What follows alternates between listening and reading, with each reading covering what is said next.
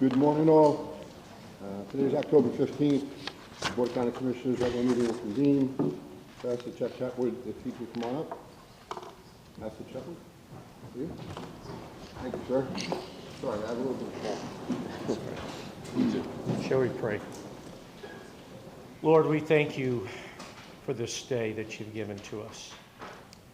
And Lord, first I want to say thank you for bringing us through another hurricane.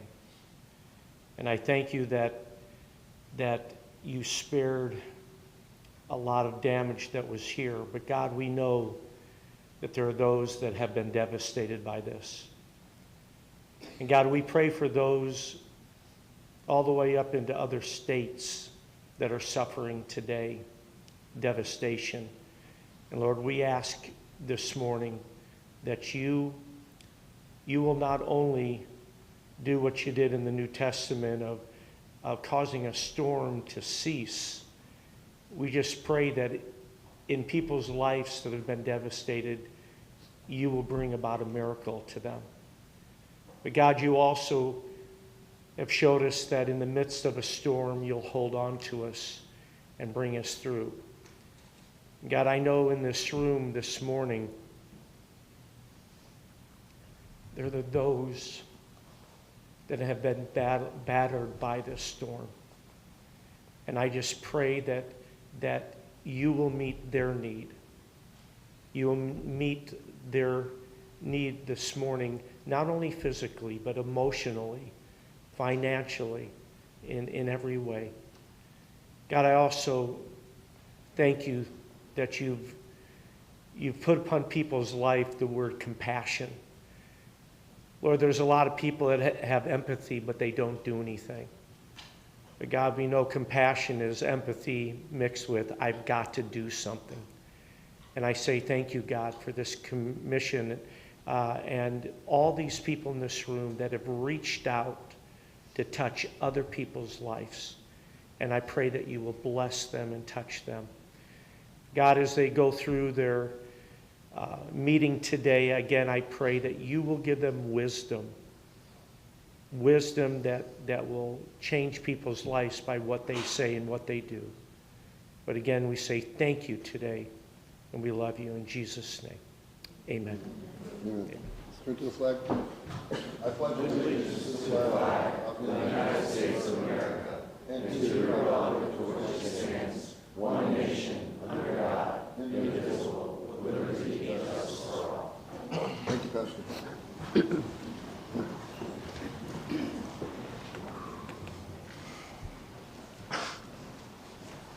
We'll start off with ceremonial presentations. Commissioner Pendergrass. Good morning. Thank you, Chairman. If I could have Deb or anybody here from Lee Health that's here for the Red Ribbon Week come forward. Come on down to the podium. I have a proclamation to read, and we'll come up and do a picture afterwards. Thank you. Thank you for coming down for the celebration. Read the proclamation in the record now. Whereas alcohol and drug abuse affects individuals, families, and communities across the nation. Whereas that is visible and unified efforts by the community members to be launched to prevent drug abuse. And whereas Red Ribbon Week offers citizens the opportunity to demonstrate their commitment to drug-free lifestyles. And whereas Red Ribbon Week will celebrate in all communities across the nation October 23rd to the 31st. And whereas businesses, government, law enforcement, media, healthcare providers, religious institutions, schools, other community-based organizations will demonstrate their commitment to healthy, drug-free lifestyles by wearing a red ribbon and participating in drug prevention activities. Now, therefore, it be resolved, the Board of County Commissioners of Lee County does hereby proclaim October 23rd to the 31st as Red Ribbon Week. Sidebar Chairman, thank you again. All right, congratulations.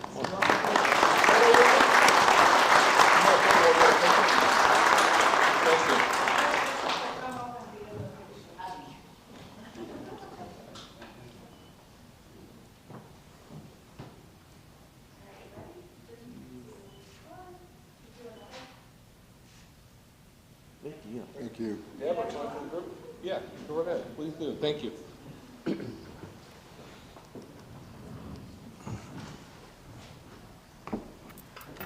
says, do not touch, please.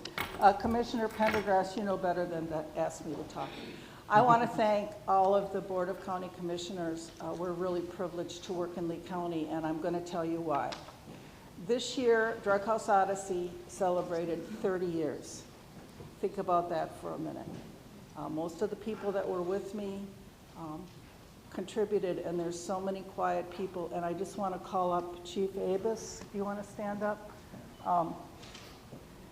There's nowhere in the country that I know of where somebody like the chief would dedicate 3 days of his staff for a drug prevention event. So many other coalitions come to the event and they say to me, well, we want to do this in our county. And then they find out what it entails, and then they say that they can't. So I'm so grateful to our Sheriff's Department, to our volunteers, to Lee Health, to Amira Fox, and they bring a courthouse down. I'm going to invite all of you. Some of you have been there. I know you have. If you haven't been there, you really need to go through with a bunch of kids. It's better than a vitamin pill. And they will so enjoy talking to you because they don't know what their elected officials do. I also want to point out that our teachers spend an hour on a bus with a bunch of 10-year-olds. Think about that. To bring them to our prevention event. So I feel so privileged to be living and working in Lee County, where there's such a commitment to prevention and such a commitment to House Odyssey and such a commitment by all the silent people in the community that make this possible for us. And it begins with the leadership. So don't worry, I'm going to send you all the schedule. As you know, I'm not going to give up on this. I want you all to come and walk through. You won't regret it. It's at the Civic Center. It's amazing. And you'll see it through the eyes of our kids. So thank you very much for your support and for supporting prevention. Thank you. Thank you. I just want to say, Deb, thank you and all the volunteers, because I personally know this worked out. As a police officer, I've went to many of those and participated, and I can tell you, we touched thousands, and you touched thousands of children's lives and turned them around and kept them and saved a lot of lives. So again, it works, and thank you so much for doing that. And now their kids are coming. Yes. Thank you. Next presentation will be by Commissioner Hammond. Thank you, Mr. Vice Chairman. It's a privilege to be a pinch reader for you. Thank you. I'd like to ask everybody for the, let me see, what is the name of this one, Mr. Chairman? Accreditation, Parks and Rec. Yeah, so the Parks and Rec folks, come on up to the podium. I'd love to read this resolution into the record, and then we'll take a picture with you all, and then we'll have a spokesperson say a few words. This is the CARPA certification, or CAPRA, sorry, my bad. Mac, how you doing? Good morning. Good. How you doing? You got your crew with you? All right, so we'll have everybody just gather around the podium here. All right, good morning. The proclamation reads as follows. Whereas the Commission for Accreditation of Park and Recreation Agencies recognizes parks and recreation agencies for excellence in operation and service, providing accreditation to those that provide quality recreation programs and services. And whereas agency accreditation is available to all entities administering park and recreation systems, including municipalities, counties, special districts, regional authorities, councils of government, schools, and military installations. And whereas through compliance to rigorous standards, CAPRA accreditation ensures policymakers, department staff, the public, and taxpayers that an accredited agency has been independently evaluated against established benchmarks for quality. And whereas CAPRA accreditation demonstrates an agency's commitment to its employees, volunteers, patrons, and community. And whereas Lee County Parks and Recreation first received accreditation in 2001 and has successfully maintained its accreditation since.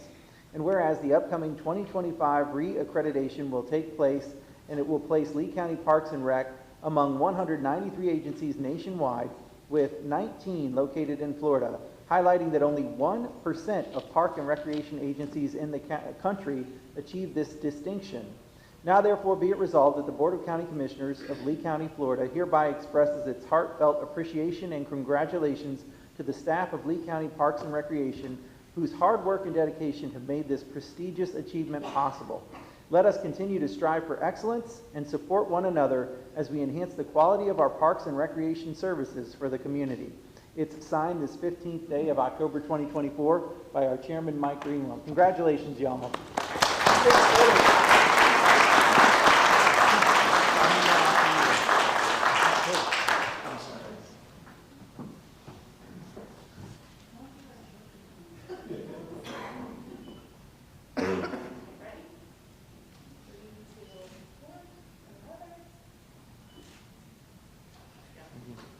Max, you have a speaker? Yeah. Awesome.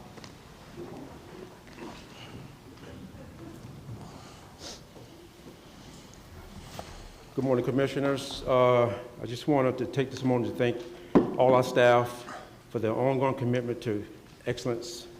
No matter what challenges we have faced over the last several years, the staff have risen up and focused on their service of Lee County community. We are proud to belong to a top 1% of parks and recreation agencies around the country and to receive this excellent award in recognition. I also like to thank the other county departments that have assisted us with the resources for our accreditation. The collaboration and partnership they have extended to what makes us a one organization commitment. Thank you, County Commissioners and our County Administration, Assistant County Managers, and also Christine Brady and Dave Horner. And they gave us the support we needed to accomplish this goal. Thank you so much. Thank you.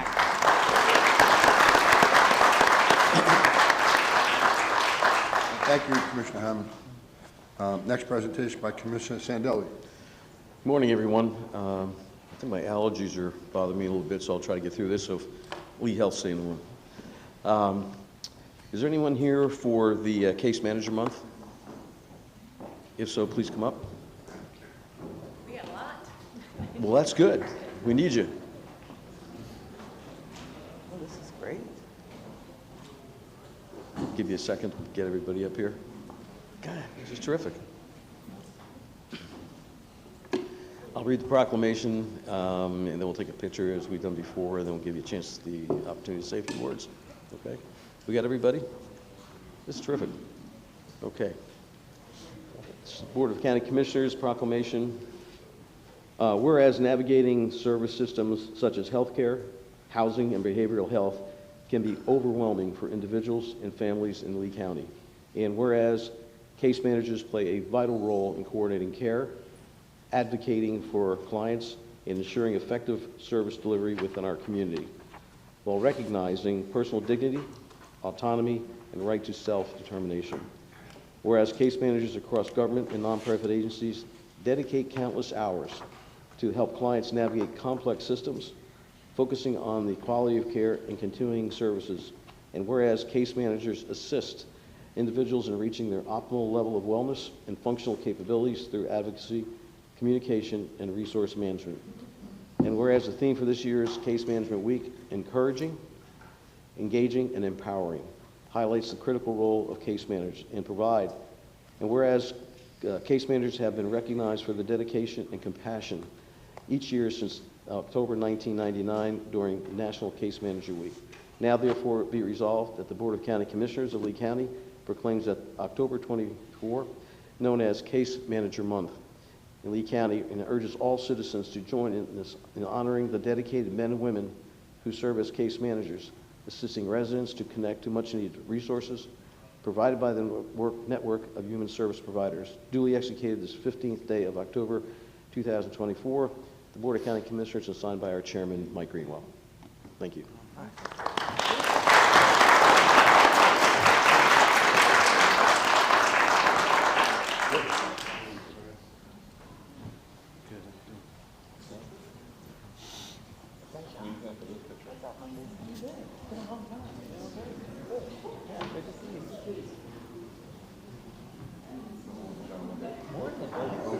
How's it going, man? Glad you're here.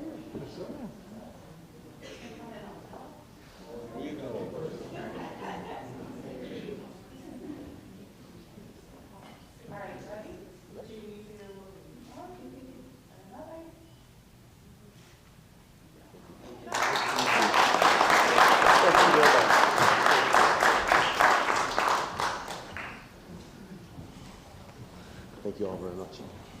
Thank you all. Thank you. Thank you. Thanks for coming. Thank you. Commissioner, I'll have Nora Donata Hitchcock from Human and Veteran Services say a few words.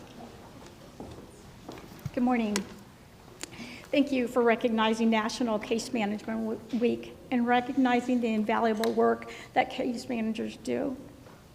Represented here are case managers from Human and Veteran Services as well as other non-for-profit partnering agencies.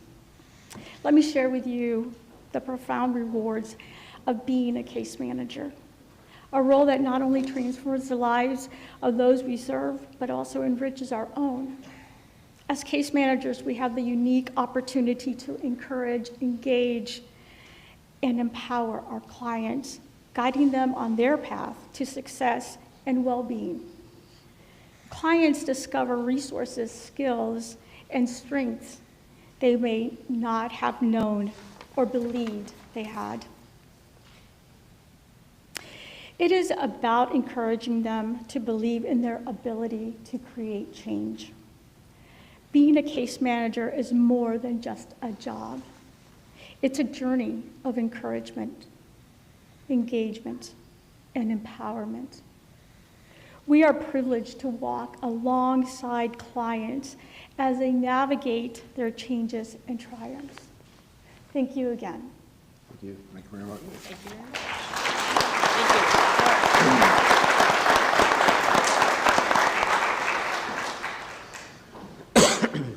That concludes our ceremonial presentations. Looking at the recap, there's no action to be taken. Move on to the consent agenda. Commissioner Hammond, do you have any items you'd like to pull? Actually, Mr. Chairman, if I may, on the recap, there were 2 items that the administration has asked to be deferred or continued. And I'd like to address item A39, if that's possible, Mr. Chairman. Item A39 on the recap is to adopt a resolution approving Lee County IDA of certain assignments from Lee Memorial Health System. The staff, after talking with them, has requested or recommended that we hold a special meeting on October 28th at 1:30 to consider 2 items. The first item would be the Lee Health Mission Agreement. This was a meeting that would have happened on the day that Milton hit us, but obviously was canceled for a very important reason. And then the item here in regards to the Industrial Development Authority bond resolution. So, Mr. Chairman, my motion would be to defer item A39 today and then request that we schedule a special meeting for October 28th at 1:30 p.m. for the sole purpose of the Lee Health Mission Agreement and the Industrial Development Authority bond resolution. Thank you, Commissioner Hammond. I have a motion on the floor. I'll second. I have a second from Commissioner Sandelli. Any public comment? Seeing none, I'll close public comment. Any other discussion? Anyone opposed? Motion carries unanimously. Thank you, Mr. Chairman. And Mr. Chairman, while I have the floor, I'll go ahead and also make the motion to defer for further review item C29. But I would like to ask that admin brief me on why we're deferring that one. It is in regards to the North Fort Myers Rec Center, so I want to help out with whatever's the log jam on that one.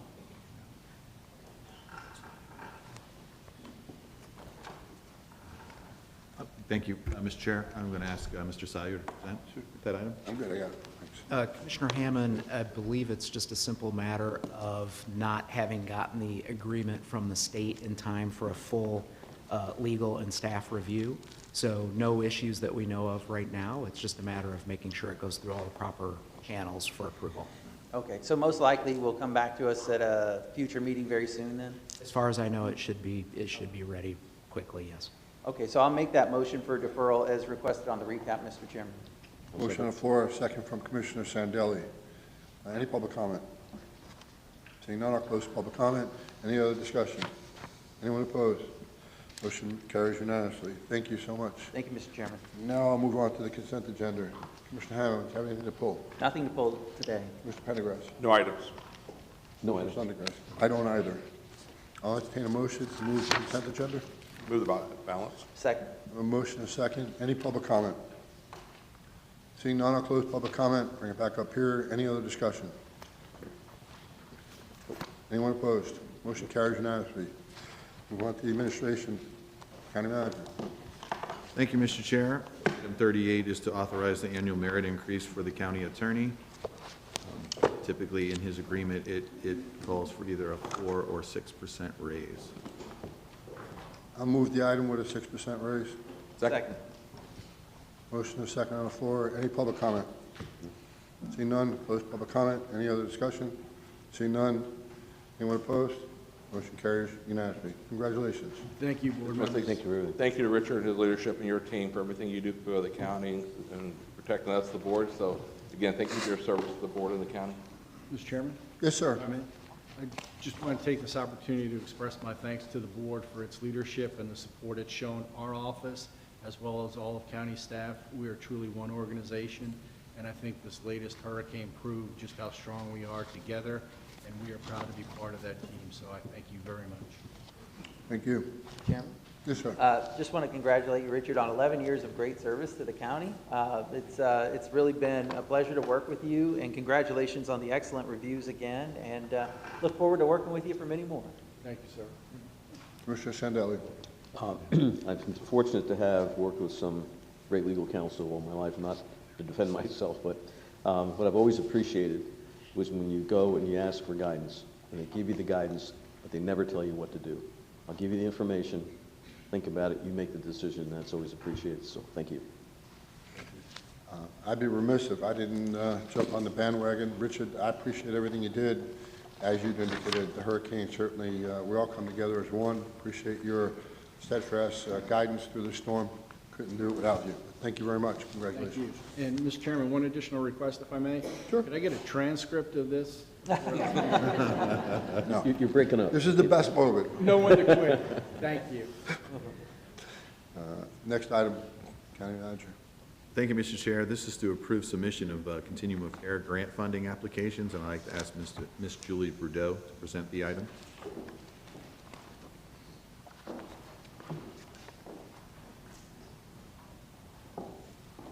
Good morning again, Commissioners. Julie Boudreau, Human and Veteran Services.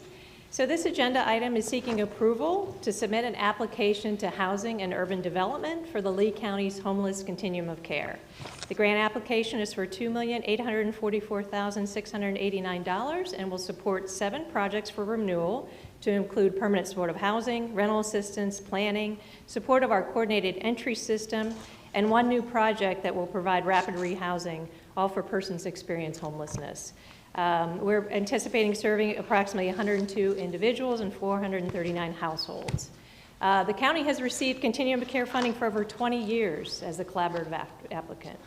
And I'd be happy to answer any questions you may have on this. Any questions for the Speaker? I'll move approval, Mr. Chairman. Motion on the floor by Commissioner Hammond, second by Commissioner Pendergrass. Any public comment? Come on up.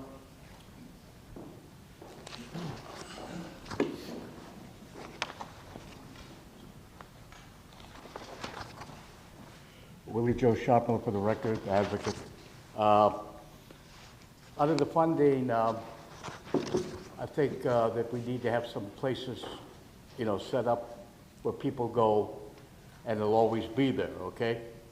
I know it takes time to build apartments, affordable housing and that, but to have people on the streets that can afford something to pay is the letter from the psychologist that I gave everybody is inhumane.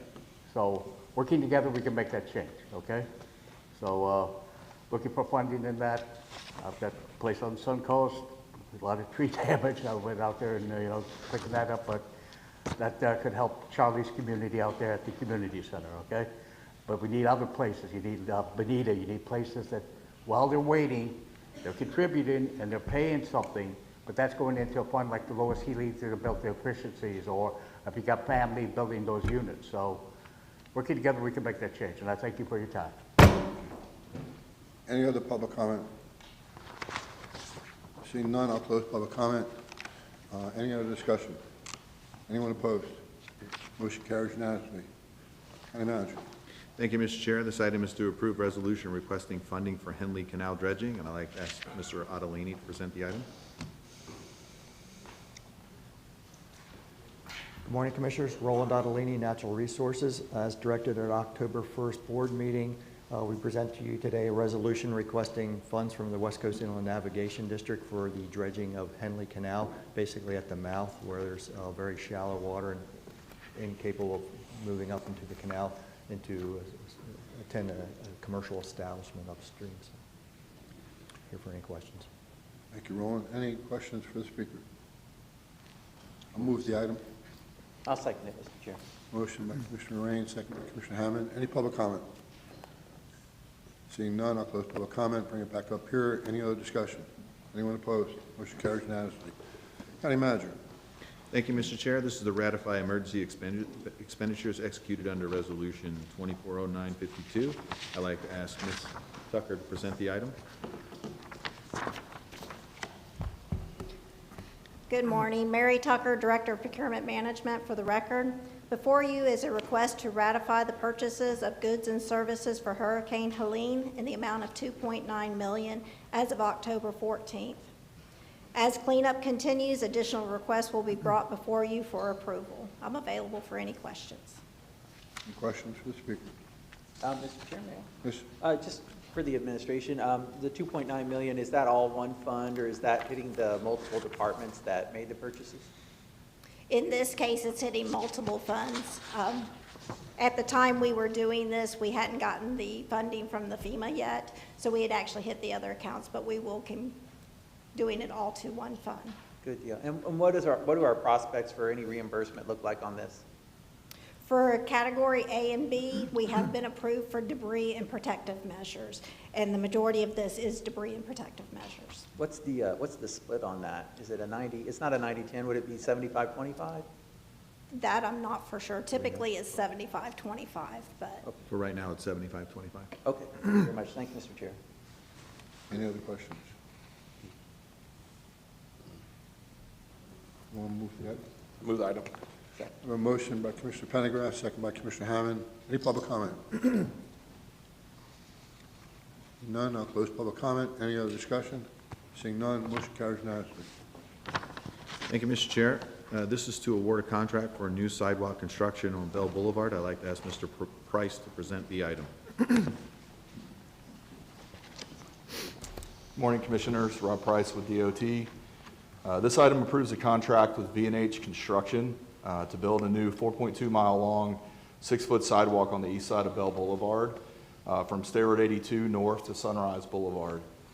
The $3.2 million project was a priority of the board's Bicycle Pedestrian Advisory Committee, and it will include sidewalk construction, roadway and drainage improvements, minor repaving, and related improvements.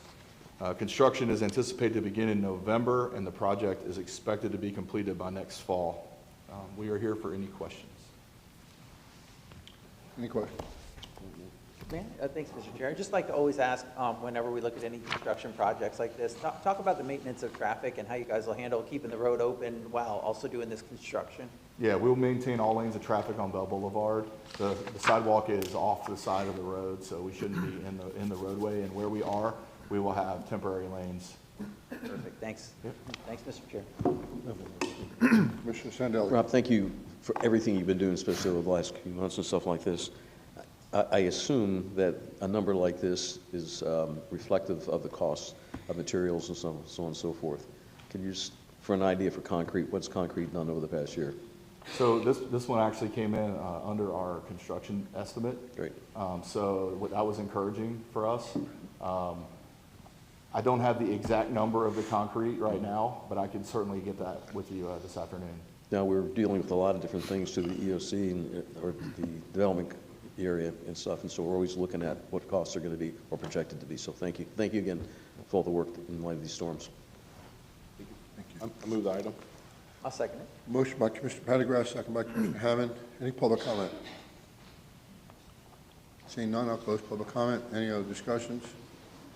Seeing none, anyone opposed? Motion carries unanimously. County Manager. Thank you, Mr. Chair. This item is to approve and adopt the Alico Road widening analysis and select alignment alternative. I'd like to ask Mr. Price to present the item. All right, good morning again, Commissioners. This item seeks the board's approval and adoption of the Alico Road widening analysis, Phase 3, for Sunshine Boulevard widening from State Road 82 north to 23rd Street southwest. As a part of this item, staff is also requesting the board to select an alternative alignment for this phase of the project. The widening analysis is included in your backup materials. It discusses available alternative alignments for both the State Road 82 intersection and Sunshine Boulevard. For the 82 intersection, 3 alternatives were analyzed: a standard signalized intersection, a partial displaced left turn on east and west directions, and a full displaced left turn. For Sunshine Boulevard, 3 alternatives were analyzed. 1 was the west alignment, 2 was a center alignment, and 3 was an east widening alignment. The alternatives for both the State Road 82 intersection and Sunshine Boulevard were analyzed based on factors such as cost, environmental concerns, long-range planning, and safety considerations. The recommendation of staff, based on evaluation of each alternative and analysis of the factors previously mentioned, is to select the partial displaced left turn for the east and west directions on State Road 82 at the intersection with Sunshine, and also to select the eastern alignment for Sunshine Boulevard. We would request that the board move forward to approve and adopt the widening analysis report and select an alignment for the intersection and Sunshine Boulevard. The project may then proceed in a manner consistent with the selected alignment, and we are available for questions. Any questions? Yeah, Mr. Chairman, if I may, on this one. So could you describe, Rob, because I can't really tell from the drawings here, what is it going to look like as you approach the intersection of 82 and Sunshine here?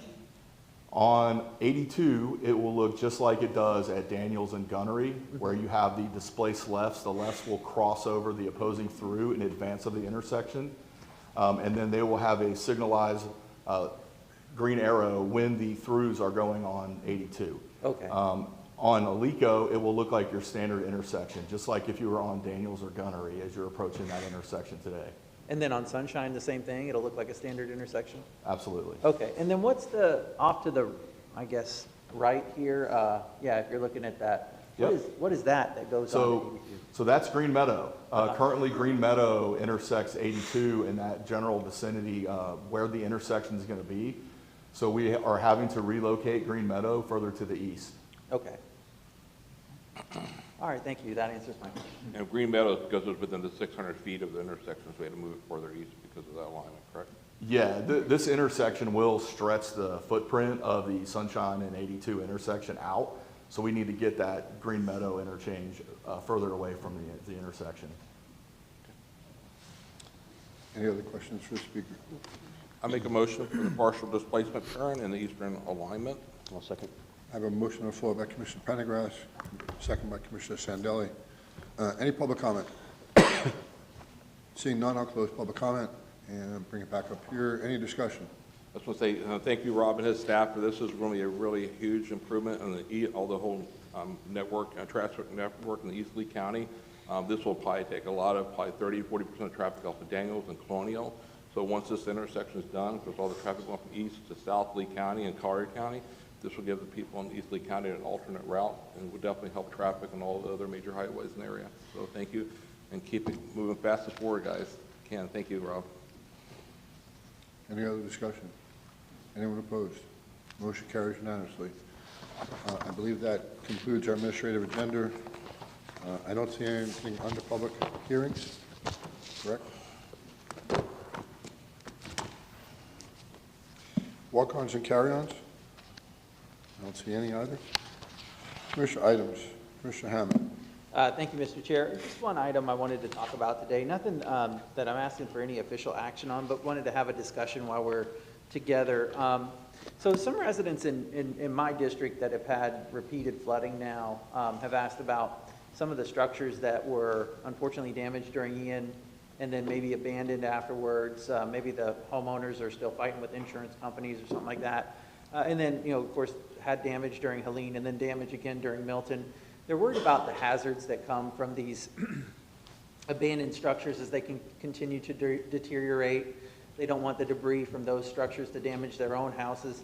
And I don't know, I know that some of you may be experiencing that in your own districts as well, and just kind of wanted to have a conversation about where does the board want to go with this? What direction do we want to give staff on this issue? Anybody have thoughts? I've had the same questions too throughout the county, not just my district, so probably from your district and other commissioners' districts too. So the items, when I get those items piece by piece, we'll turn it to code enforcement, and then it comes back to what we legally can, we don't have the authority to clean up the property, and then we'll obviously continue with the revolving code enforcement issue. We had this issue 2 years ago with Ian. There's a couple houses that were, actually I think they were in St. Carlos, actually they were in Bonita actually, and so Bonita Springs are dealing with it, but it was where it's just like you said, a lot of property sits there for years, it's blight, and then also it grows up, and then the liens go against the property, so it's back to the homeowner, because they were fighting with the one house in Bonita, they were fighting with insurance, but I don't think county attorney can give us some legal standing of what we can and cannot do with properties that people basically abandon once they just sometimes walk away from it, or they're taking a year or two to clear their land. Because we can, for example, doing debris cleanup with Ian, we had that where people put stuff to the curb, but they expected people to clear the land, and we didn't provide that service with Crowler. Mr. Chairman? Sir. The board in the county has several options. I think, however, each is applied best on a case-by-case basis. As you can well imagine, each individual house has its own issues, and we try and be sensitive to that in terms of the homeowner's interest in working with their insurance company, but certainly we also have an interest in safeguarding the public from the debris that you all have spoken about. And in that context, we utilize two primary enforcement methods. One, code enforcement, and in some instances, we will bypass the homeowner and go to their insurance carrier and say, hey, you have an insurable interest here that's presenting a hazard. You need to step in as well. And then ultimately, if the code enforcement does not work, we have the unsafe building structure ordinance that we have at our disposal. That has a higher burden of proof to establish that the structure and its footprint constitutes an immediate threat to the health, safety, welfare of the citizens. But we do monitor, as I said, working with county administration on a case-by-case basis, and we appreciate the board's sensitivity to the issue, and we do take it very seriously. And with the strength there, where we just increase the findings of code enforcement, so hopefully long-term we'll see some improvements in that. But if anything else we can do, it'd be great, because we're going to have that issue throughout the county, Pine Island, Bonita, Orange Beach, St. Carlos Park. So it's going to be an issue because people won't be able to afford to get their property. It's definitely an issue. I don't know if there's any separation between what we're dealing with and anything in historical. Many people from Mount Lachey have brought that issue up and that twist to it, so I don't know if that complicates things at all. Mr. Chairman? Yes. Certainly it can, depending on the historical designation of the structure, and the ability to build back or the inability to build back is also applied to our ability to enforce codes. So that's an added variable that we deal with in some areas of the county. And again, it's not a perfect answer, but it's a balancing of the interest that we try and achieve between safeguarding the health, safety, and welfare of the general public, and then the interests of the individual homeowner in dealing with either their insurance carrier, their mortgage company, all the above, and their ability to rebuild. Thank you. You know, I think we all have different examples. This is probably a bigger discussion, maybe in the next meeting or two. We could all interact with the county manager, talk about different things that we've noticed, bring up certain things, because I think as we all understand each one's issues, we're probably going to find commonalities, we're probably going to find things that we all agree upon, and perhaps maybe will be direction. I agree with your thoughts, Commissioner Hammond. And Commissioner Pendergast brings up the code enforcement, but I think when they're abandoned sometimes, they just walk away. And, you know, you go through different areas, you certainly seen, they're the same structure, you know, and right after Ian, it really hasn't changed at all. If anything, it's just become more of a hazard because it's gotten hit by 2 more storms and, you know, worried about different projectiles and things on that, you know, on that space. So we do have some public safety issues that I have grave concern over, so. And if I may ask one question to maybe Mr. Harner, and I know I'm kind of catching you a little cold with this, so it's okay if you want to get back to us on it. But so I think what I'm feeling is a sense of urgency from people out there, right? So we've had, you know, at least 3 storms that had storm surge and flooding right now. And so people know that we're going November 30th is the end of hurricane season. We're going to get a break until hurricane season starts next year. And I think people don't understand a lot of the red tape that we have to go through. And certainly our great governor has led and said he doesn't want bureaucracy and red tape. So I think they expect us to follow a similar model as well. But that doesn't relieve us of any legal restraints that I certainly understand we have. But my point is, because we are entering a period of non-hurricane season, I think people are going to want to see some level of improvement between now and next hurricane season. And so my question to the administration is, how do we put this together? How do we build the framework of a plan to address something between now and next hurricane season when in regards to this issue of homes that may be a hazard to other structures? I'm going to turn this over to Mickey Rizalski to answer this question, but there is a plan. I think Richard, our county attorney, discussed some of the issues that we have. We have been working diligently with the community, specifically if they have insurance issues, which are still out there related to Ian. So we are working with those folks because unfortunately they're tied up in this process. So obviously you don't want to ding them as they work through the process. You also want to worry about the community's needs, which is very important to us and obviously a big concern of the boards. So that is something that we're trying to address, but I'll ask Mickey to come up and just let her tell you what the process that we're going through and some of the things that hold us up from moving as quickly as we'd like. Mickey? Good morning, Commissioners.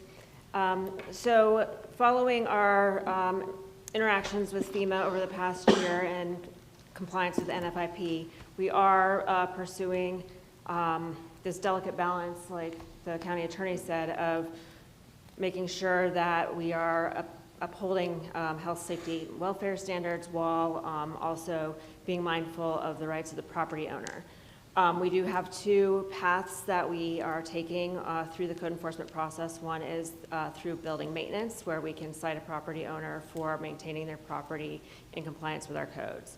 The other option is the unsafe building, and that is a higher standard, and that could ultimately lead to a path where we would go in and demolish that property if we meet all of the thresholds for doing so and that time frame in doing so.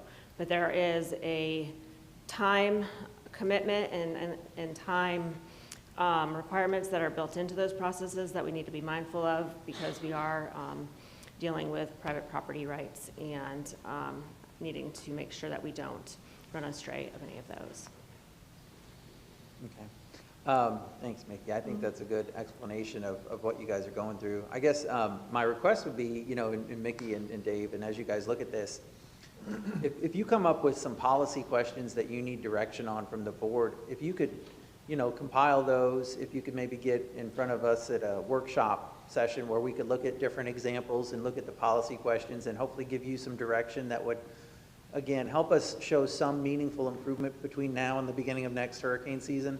I think that'd be a great course of action to undertake. I think it's something they're ready to have that conversation. It was a much different tone. After Hurricane Ian, we were so shocked by the amount of damage, and I think everybody felt this great desire to immediately rebuild. And then a lot of people got bogged down in the regulation and the insurance. And then they saw two more storms happen in between, and now I think they're maybe ready for a different conversation about do I rebuild elsewhere as opposed to where that beat up structure is. And so anyways, as we start to look at this conversation, I think people do want to have some meaningful change between now and next hurricane season, and any policy decisions that you need from us along the way, we'd love to have those conversations. Mr. Chair? So, thanks. Yes. Commissioner, yes. We'll get with the county attorney's office and Richard. We'll get with Mickey Rizalski and the team, and we'll come back with some ideas and suggestions for the board. Okay, thanks very much. Thanks, Mr. Chairman. If I could add to that, the second part of that conversation would be once we come up with some improvements and things we can change from the county side, probably 55% of the properties that we're going to get calls about are going to be with the municipalities of the 6 municipalities between Cape Coral, Sanibel, Bonita, Springs, Florida Beach, and the Estero. Some of those properties we just talked about are actually within the city, so we have no jurisdiction. So we're going to have to also communicate with the cities then what changes we're making and unincorporate it, because otherwise we're going to get those calls from Cape Coral, Bonita, Estero, like existing calls now, and we're not going to have any authority because unless they change their code enforcement. Good point. Thank you. I mean, just to add on to this conversation, it's good. I think anytime you have a storm, and now we've had 3, you have an opportunity to reflect, whether it's abandoned buildings, different points that you might cross over in municipalities. In some of the remote areas, we run into some real complications. I was in BoCC yesterday for a good part of the day, and I was talking with Chairman Truex. Certainly need to start to talk about some issues that we may potentially deal with. So I'd love to try to have a workshop about, after the storm, things that we might want to address from a policy point of view, things we're going to get in front of so we're prepared. I think there's a multitude of issues, we all can certainly jump in on, but I think it's always good to reflect back on what we did, what we learned, and then what we could actually implement to try to make things even better. So a lot of anxiety, and I know there's a lot of frustration.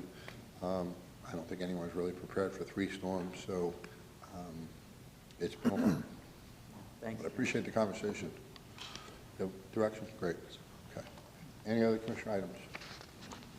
I just want to say just thank you to all the staff for the last few weeks. Obviously, like the chairman said, Wayne, that we obviously expect another storm, and thanks to all the staff, public safety, and we're all at EOC last week, and thank you for everybody being there 24 hours a day, and we all came together as one team. So again, we'll hear more from the county manager about the updates. So thank you. Yeah, I'll wait for his report. How about committee appointments? Commissioner Hammond. Thank you, Mr. Chairman. I have one reappointment. I'd like to reappoint Carl Baracco Jr. to the Executive Regulatory Oversight Committee. Second. Okay. Motion is second. Any public comment? Seeing none, I'll close public comment. Any other discussion? Any objection? Motion carries unanimously. Thanks, Mr. Chairman. Pendergrass. I have one new appointment, Carla Bradis of the St. Carlos Park Special Improvement District. Second. A motion is second on the floor. Any public comment? Seeing none, I'll close public comment. Any discussion? Anyone opposed? Thank you very much. I do not have any items. I do not have any. Wonderful. County Manager. Thank you, Mr. Chair. Our item today is Hurricane Milton update. And before we get started, I'd like to start off by thanking the board. We appreciate your commitment and support of not only me, but all the county employees. Unfortunately, we went through an unprecedented number of events back to back with Helene and then followed up by Milton. All the work that our staff were doing related to Helene, we had to start all over, obviously, when Milton came through. I can't thank the staff enough for their commitment. Not only are they part of the community, but they care about getting that community back up and running as fast as they possibly can and back to normal. We have a difficult task ahead of us, and again, I just can't thank all the employees that have given up their time, not gone home to take care of their homes so that they could help their community. And that's just an example of one org, if there ever was one. It's just an unbelievable group of people, and I'm proud to be able to work with them. So today, we are going to give each director an opportunity to come up and speak to you about their area, what we're doing, how we're dealing with those specific issues in each area. And I'd like to start off with Ben Abes from Public Safety, or Abes from Public Safety.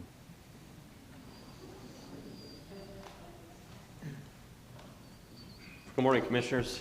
Thank you. It's hard to believe that a week ago we were all together in the EOC looking at the forecast as Hurricane Milton was a Category 5 hurricane just 24 hours out from landfall with winds of 160 miles per hour. And then 24 hours later, making landfall near Siesta Key Wednesday evening as a Category 3 storm with winds of 120 miles per hour. As we talked about throughout the weekend and in the early days of last week, we did have the tropical storm force winds sustained throughout the day on Wednesday and into Thursday.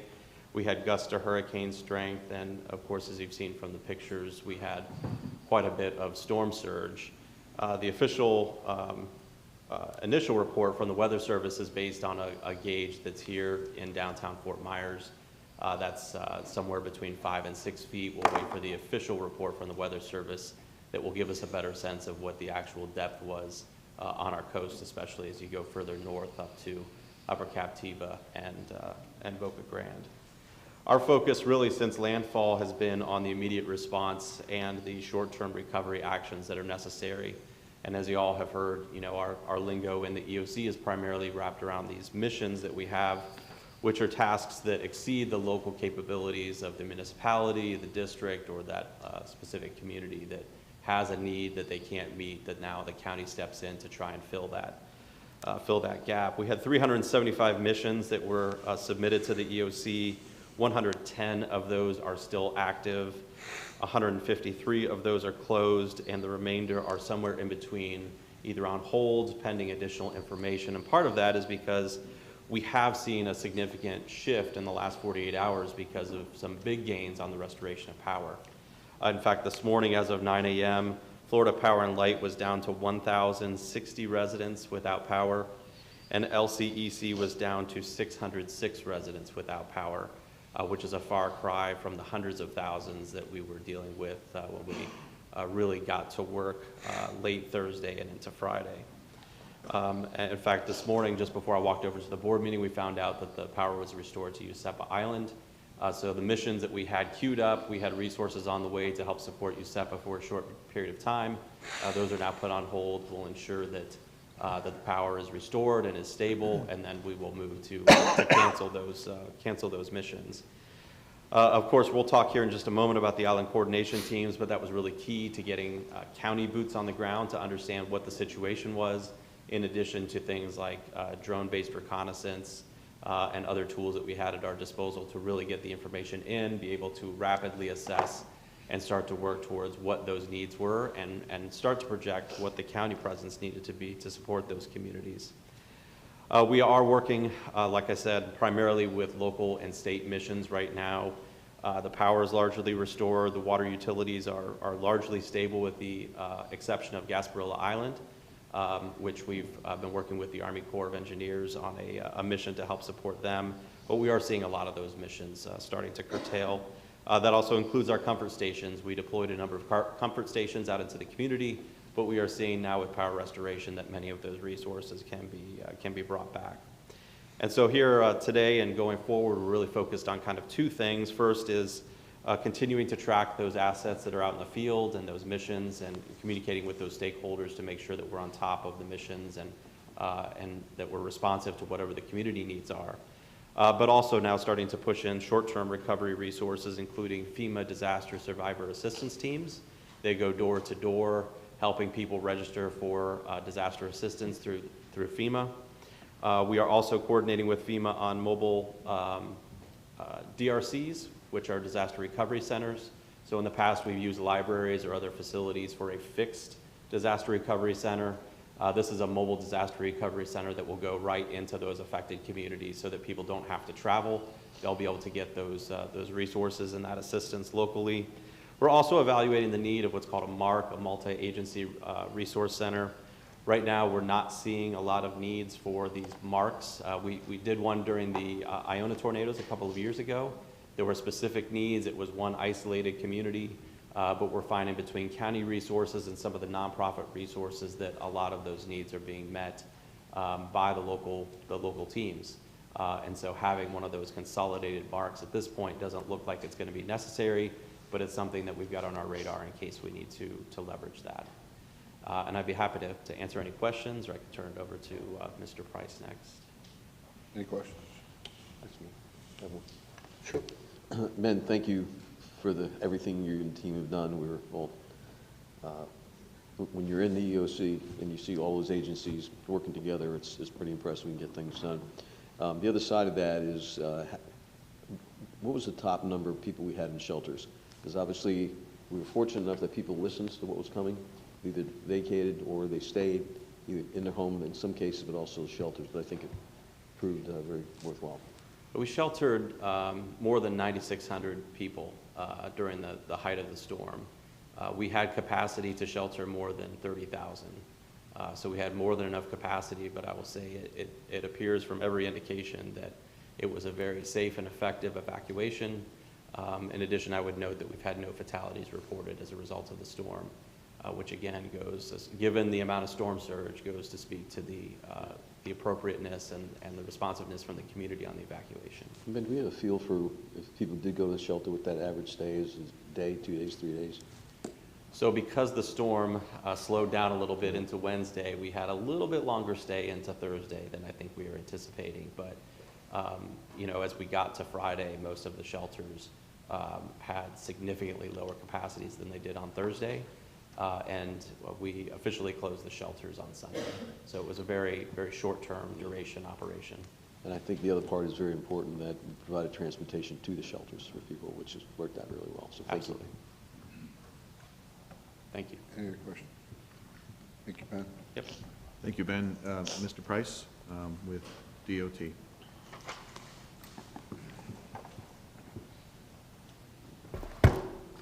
Good morning again, Commissioners. Rob Price with DOT. So county construction projects, we shut all of those down on Monday, October 7th in conjunction with the activation of the EOC to level 1. After the storm, we cleaned up the sites, and we've reactivated all those construction projects and assessed them for damage. We haven't really found anything significant, so that's a good sign.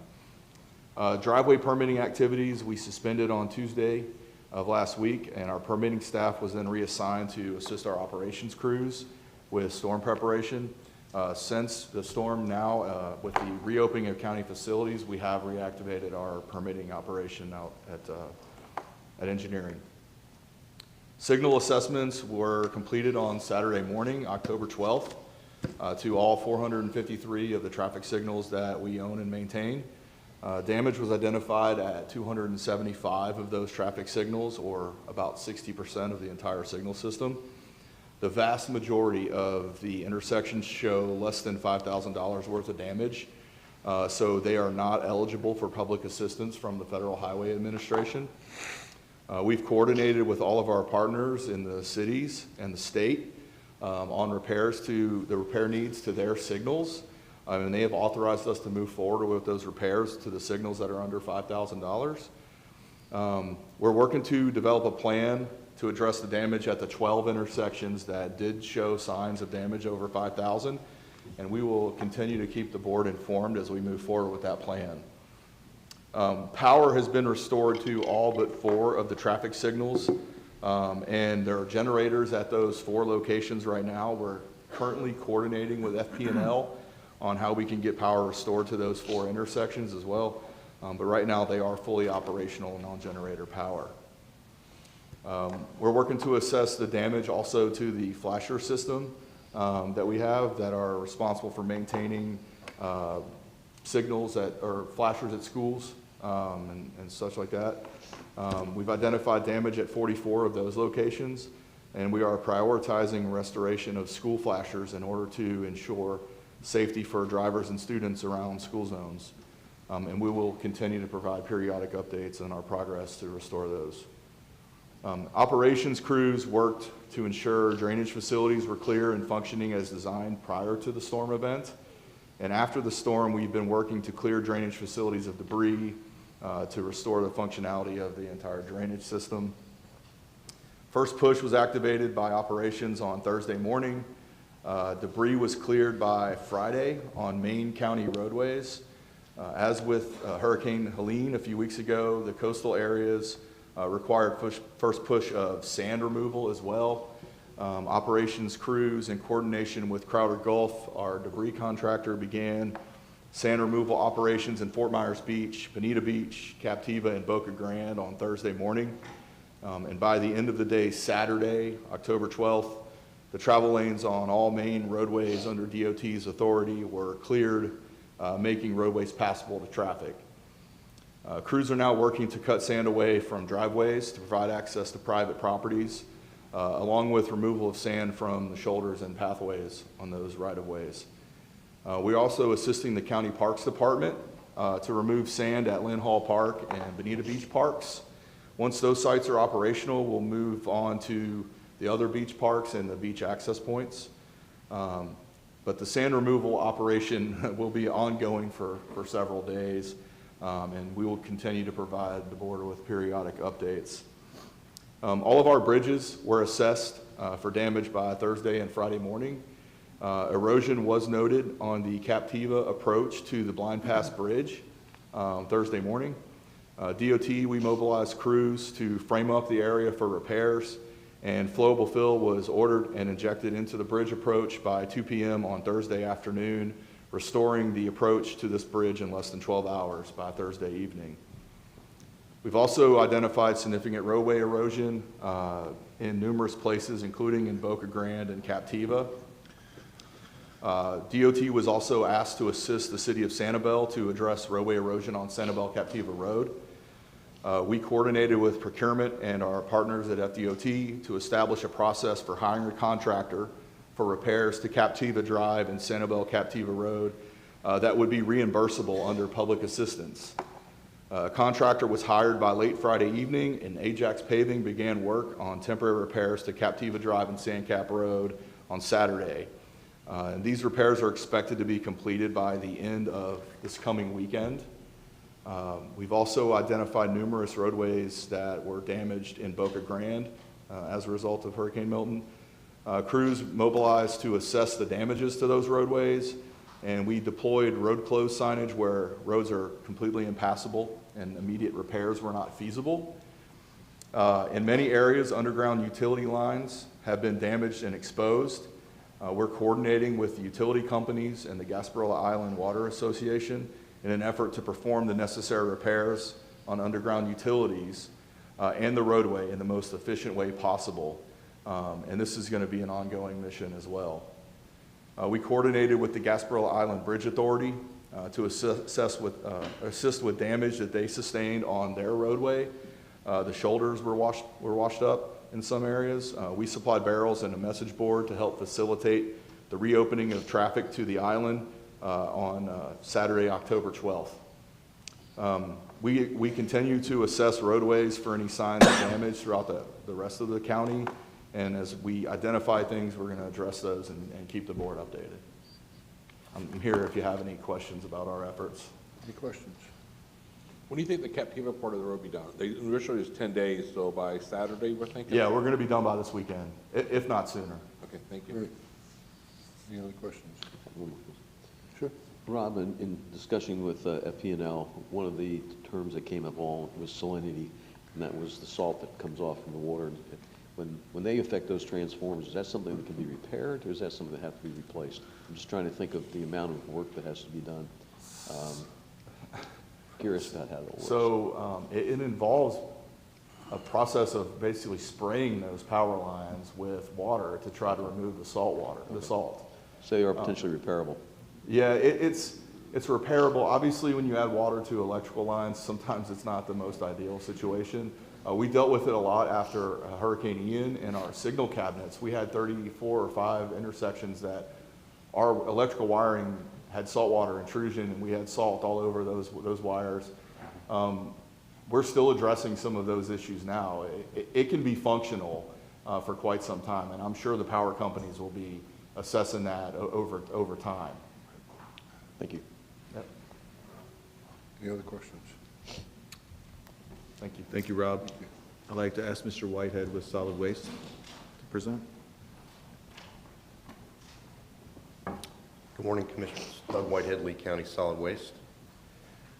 Before Milton, we were collecting, obviously, debris from Helene. We collected 8,199 cubic yards. We believe that was about 90% of what was on the street prior to Milton. First, regular garbage collection for wet waste only began yesterday due to high amounts of refrigerator and freezer cleanouts. Wet waste, as you know, is the highest safety risk, the highest sanitary risk for the populace. We will begin regular recycling and yard waste collection this coming Monday. There will be high quantities of material, obviously, over the next month because of the 2 weeks interruption.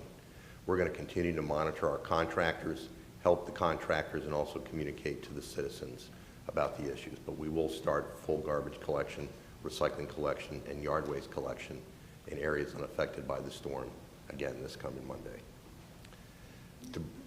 Debris collection started for Hurricane Milton yesterday, on October 14th. with 4,018 cubic yards of material collected. As of today, we have 9 collection operations in the streets. Their focus is Pine Island and Matlacha, North Fort Myers, along the river to Olga, Island Park, the tornado tracks, and Boca Grande once there's access on Boca Grande.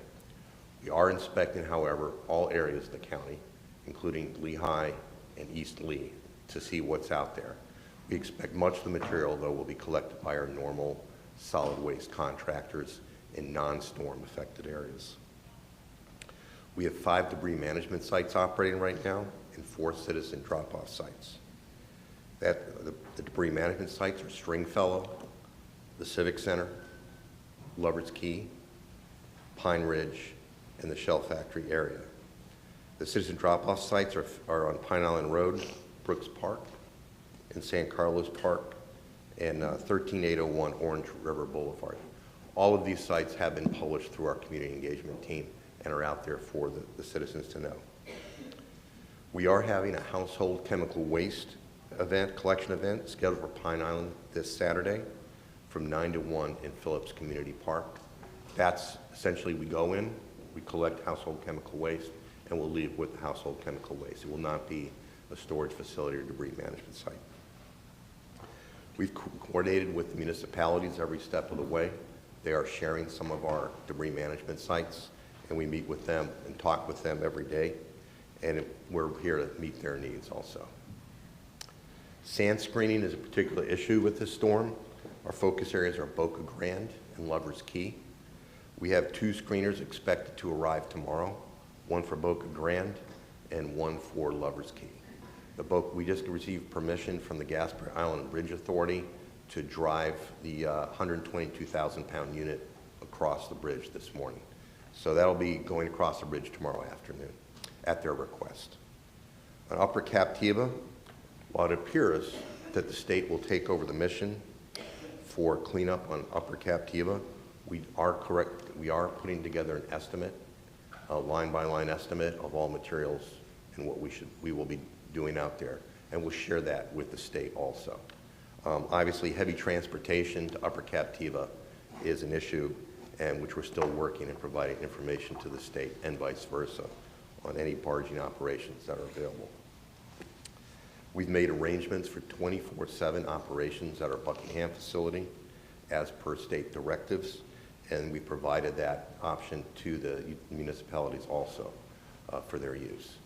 We expect that it's going to be long and slow. We have not seen the huge amount of debris come to the street quickly like we saw for Ian, but we expect, because people are more savvy around insurance requirements, that we'll see material coming to the street consistently, and we'll be doing multiple passes in neighborhoods.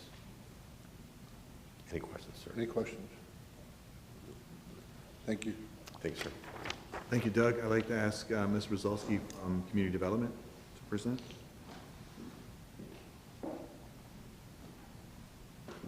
Good morning again. So during the closure, the community development team reviewed close to 700 building plans and issued over 400 permits for new construction. Following the storm, our teams went out and started doing damage assessments. We have completed over 13,000 damage assessments, which include 3,100 high water mark data collection points. We have also started and have completed 1,100 substantial damage estimates.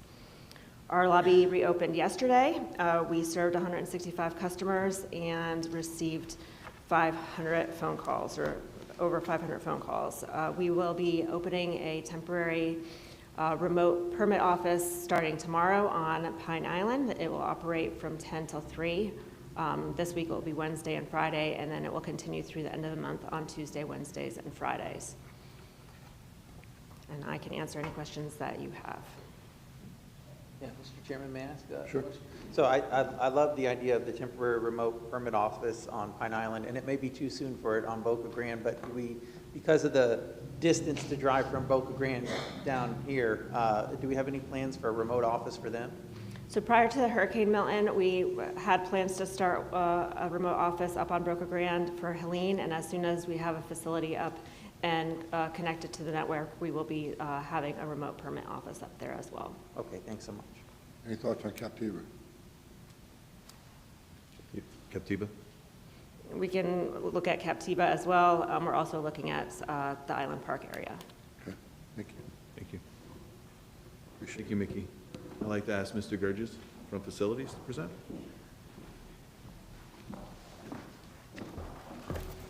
Good morning, Commissioners. Ehab Gurgis, Construction Management.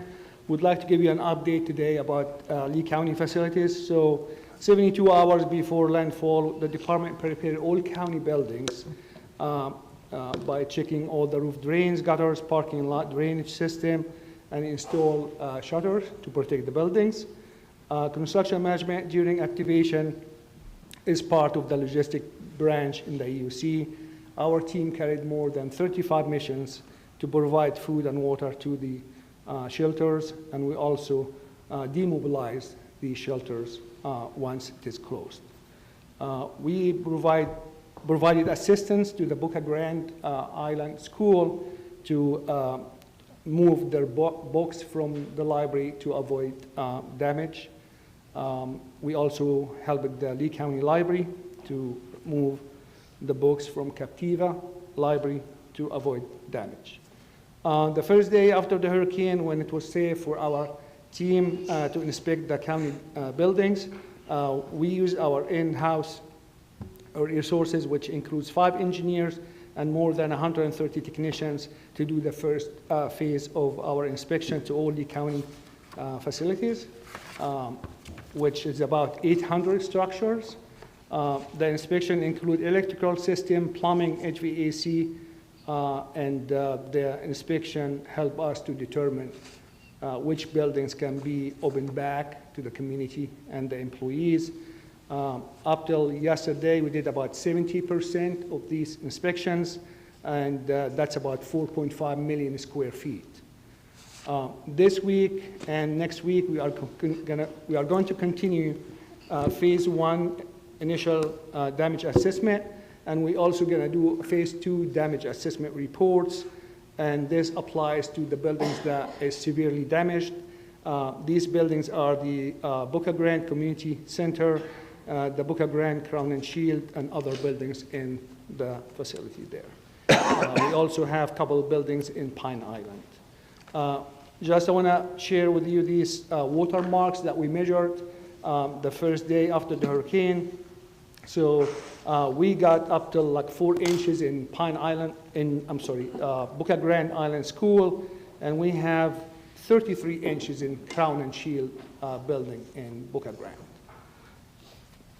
We are working very close from the Friends of Boca Grande to come up with a plan to get these buildings cleaned and start the rebuilding process, and I'm available for any questions. Any questions? Thank you, Ehab. I'd like to ask Ms. Mason to come up and speak about the community coordination teams.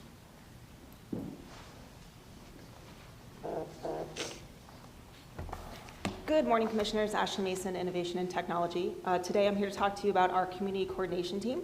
The team, as you know, is comprised of 10 members from various Lee County departments, and since Saturday has been in the different areas connecting with key stakeholders, which includes Boca Grande, Sanibel Captiva, Upper Captiva, USEPA, Cabbage Key, Pine Island, Matlacha, Bokeelia, and the Fort Myers Beach communities.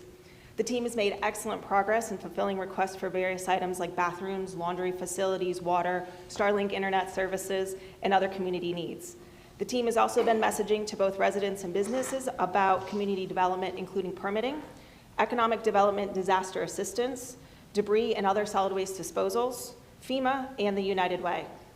As we move to recovery efforts, the team is also working to ensure that we're connecting the right people with each other to move forward.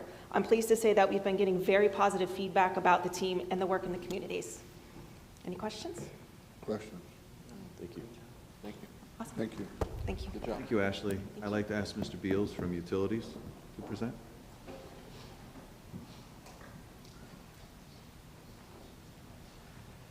Good morning, Commissioners. Nathan Beals with Lee County Utilities. The status of the Lee County Utilities water and wastewater treatment facilities is that they're all fully operational with little to no debris. At the worst point, we had four plants that were down without power. We're continuing to manage fluctuating power with our backup generators, though. We never lost pressure during the storm. Our collection and distribution systems had no significant impacts other than power failures. At our peak, we had about 115 lift stations without power, but we're down to a handful now that we managed with local vendors assisting to take care of with pumper trucks and bypass pumps. Our customer service phones were up and active the morning after the storm under normal operating conditions by using remote technology. We received very few calls, and most were concerned with the lift station operations.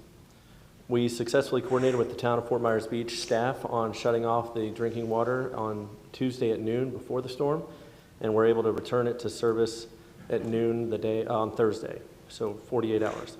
This protocol was used during Ian, and we'll continue to do that when there's mandatory evacuations on the island. We continue to coordinate with our utility partners in the county, all of which are in similar situations now, with the exception of Boca Grande. They expect to be able to turn on about 15 to 20% of their customers to water today, and they're still evaluating the rest of their system. And we're part of the team to coordinate with them and assist in any ways that we can. Do you have any questions? Sure. I know the state is handling different spills with wastewater differently now this year than they have in the past. Do you anticipate any consent orders or anything like that coming forward related to any of those? We don't believe so. We were able to run over 30 pumper trucks, and I think about 20 bypass pumps were moved around, and we managed them to maintain flows. As far as I know, we didn't have any SSOs, sanitary sewer overflows. Excellent. All right. Thanks. Thanks, Chairman. Any other questions? Thank you. Thank you. Thank you, Nate. I'd like to ask Mr. Ottolini to present for Natural Resources. Yes, good morning again. As mentioned earlier from Ben, this was a significant storm surge event. I think based on the emails we received from the public, there's a lot of confusion on the type of flooding we did receive. We were very fortunate in that we received very little rainfall, about 1.1 inch countywide on average, with a max of 4 inches in St. James City. It's basically sporadic, no general pattern, mostly associated with the feeder bands that came as part of that northeast quadrant that moved through our area that also generated those horrendous tornadoes. Regarding the surge, prior to the storm, actually prior to Helene, we installed the county installed 11 new tidal gauges, and these are important because there's a lot of spatial variability and elevation of these surges when they come through the county. So it gives us an idea also of how to calibrate or actually validate some of these storm prediction models. Some of them had been replaced after Helene. We got them in place before Milton came along. We do have some issues. They are not perfect. We saw a good bit of scatter at the upper end of some of the barrier islands. Perhaps they're from the wave activity. So we're going to get back with our consultant to see if we can't address some of those issues. But some of the information we got, just to give you an idea of the variability. In New Pass Bridge, the peak was 8.6 feet above mean low water. That occurred at 9 p.m. on Wednesday evening. That's 5 feet above the preceding high tide. Compare that to Caloosahatchee River in Fort Myers. They received 6.5 feet mean low water around 12:30 a.m. on Thursday, and that's about 4 feet above the preceding high tide. Then Orange River received 6.1 feet mean low water at 3 a.m. Thursday night, and that's about 3.7 feet above the preceding high tide. So you can see how it varies when somebody's predicting these storm surges and how the association with the normal high tide coming in, when the surge is coming in, how that can change. The water levels in the county and the creeks and streams continue to recede based on our gauges as well as the USGS gauges. Fortunately, we have no rainfall predicted over the next several days, so we expect those water levels to continue to come down. We're currently, actually regarding that, we have no reported blockages of our waterways. Aerial recon is a little difficult because you got a tree canopy over many of these creeks and streams, so a lot of times we have to rely on visual observations via kayak or people in their, once they start cleaning up their property, they'll see perhaps a tree in the Orange River or what have you. We'll get a report, and then we can get our contractors out there to address those. Currently, we're assessing the marine debris, contacting marine law enforcement as well to see if they have any major issues that they've seen out in their waterways. We're seeing nothing like Ian, the amount of DVs or anything like that, so we're fortunate in that regard. As mentioned earlier, beaches have took a hit, a good bit of the sand moved inland. We're also fortunate that on the long term, we have several beach projects in the works. Fort Myers Beach has their contractor on site. They're in the middle of a beach renourishment project. The Bonita Beach and Lovers Keys project, Weeks Marine mobilizes this Thursday, so we're going to start that project. I believe Captiva is slated spring 2025, unless they've changed that for their beach renourishment project. And Gasparilla, that's a federal project. The Army Corps of Engineers out there on site today inspecting.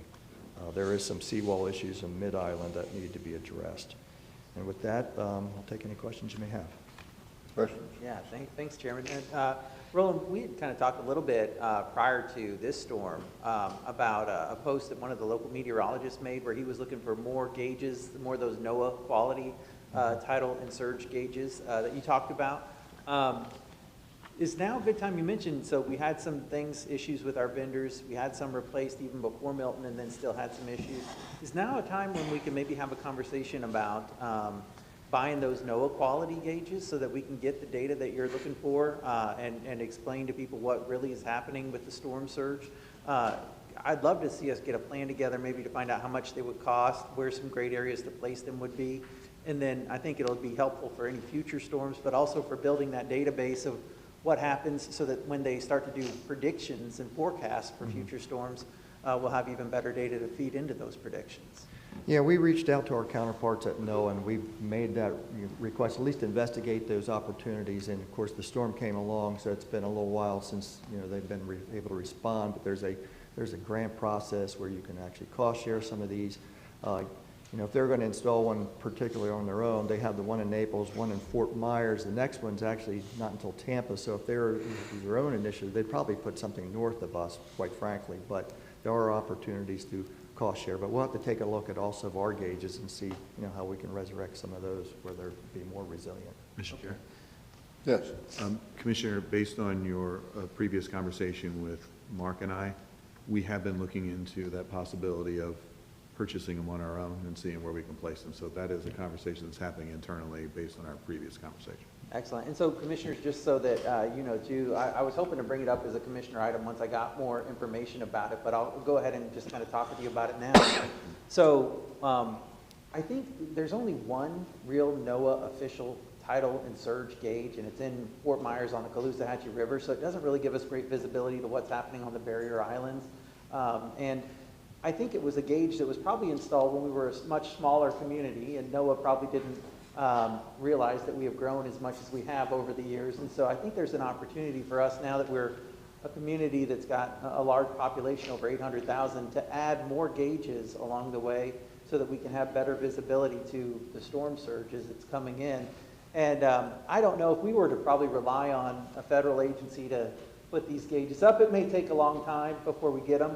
And so my thought was, if we could afford to, and I think we probably could through budget prioritization, maybe if we installed the gauges that met the specifications for NOAA, and then allowed them to feed those into their system, I think it'll help all of us out because we'll have better data from each storm that hits, but then we'll also provide better data to them so that they can forecast and predict future storm surge better as well. So I'm working with Dave on that, and we can bring it forward to you as a plan in the future. Any other questions? Roland, I do. I'm sorry. So this storm, different states, say Irma, we didn't have the rainfall we had 2 weeks before as much. We had a wet season this year, but not as bad. We had a very inch of rain. So all the flooding we're seeing inland areas, and on the coastal from Boca Grande down to Bonita was all storm surge, correct? Yes, that's other than like a couple inches of rainfall, but that's pales in comparison to the amount of water that was brought in by the surge itself.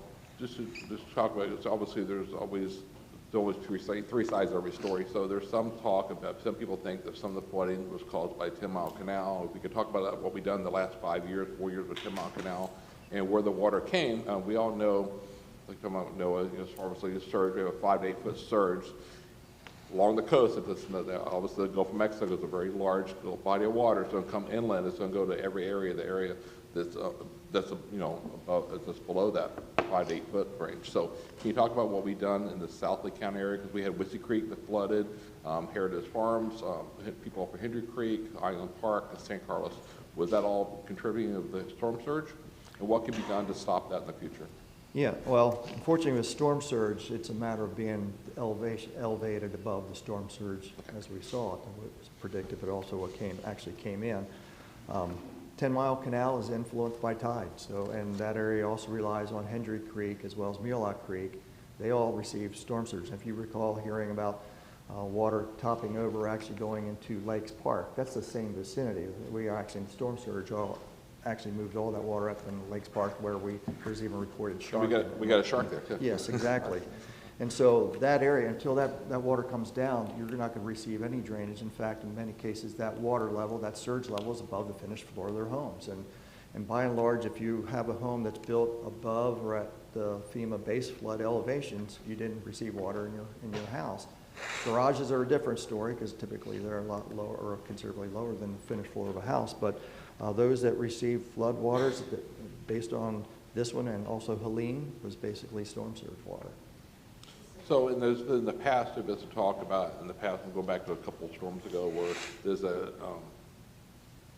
mangrove areas out by Hendry Creek there, by Island Park, and that's state property, correct? So Yep. Do we have any authority with that property? Could we do anything with that property? It's mangroves? Well, I mean, it's natural creek, natural stream.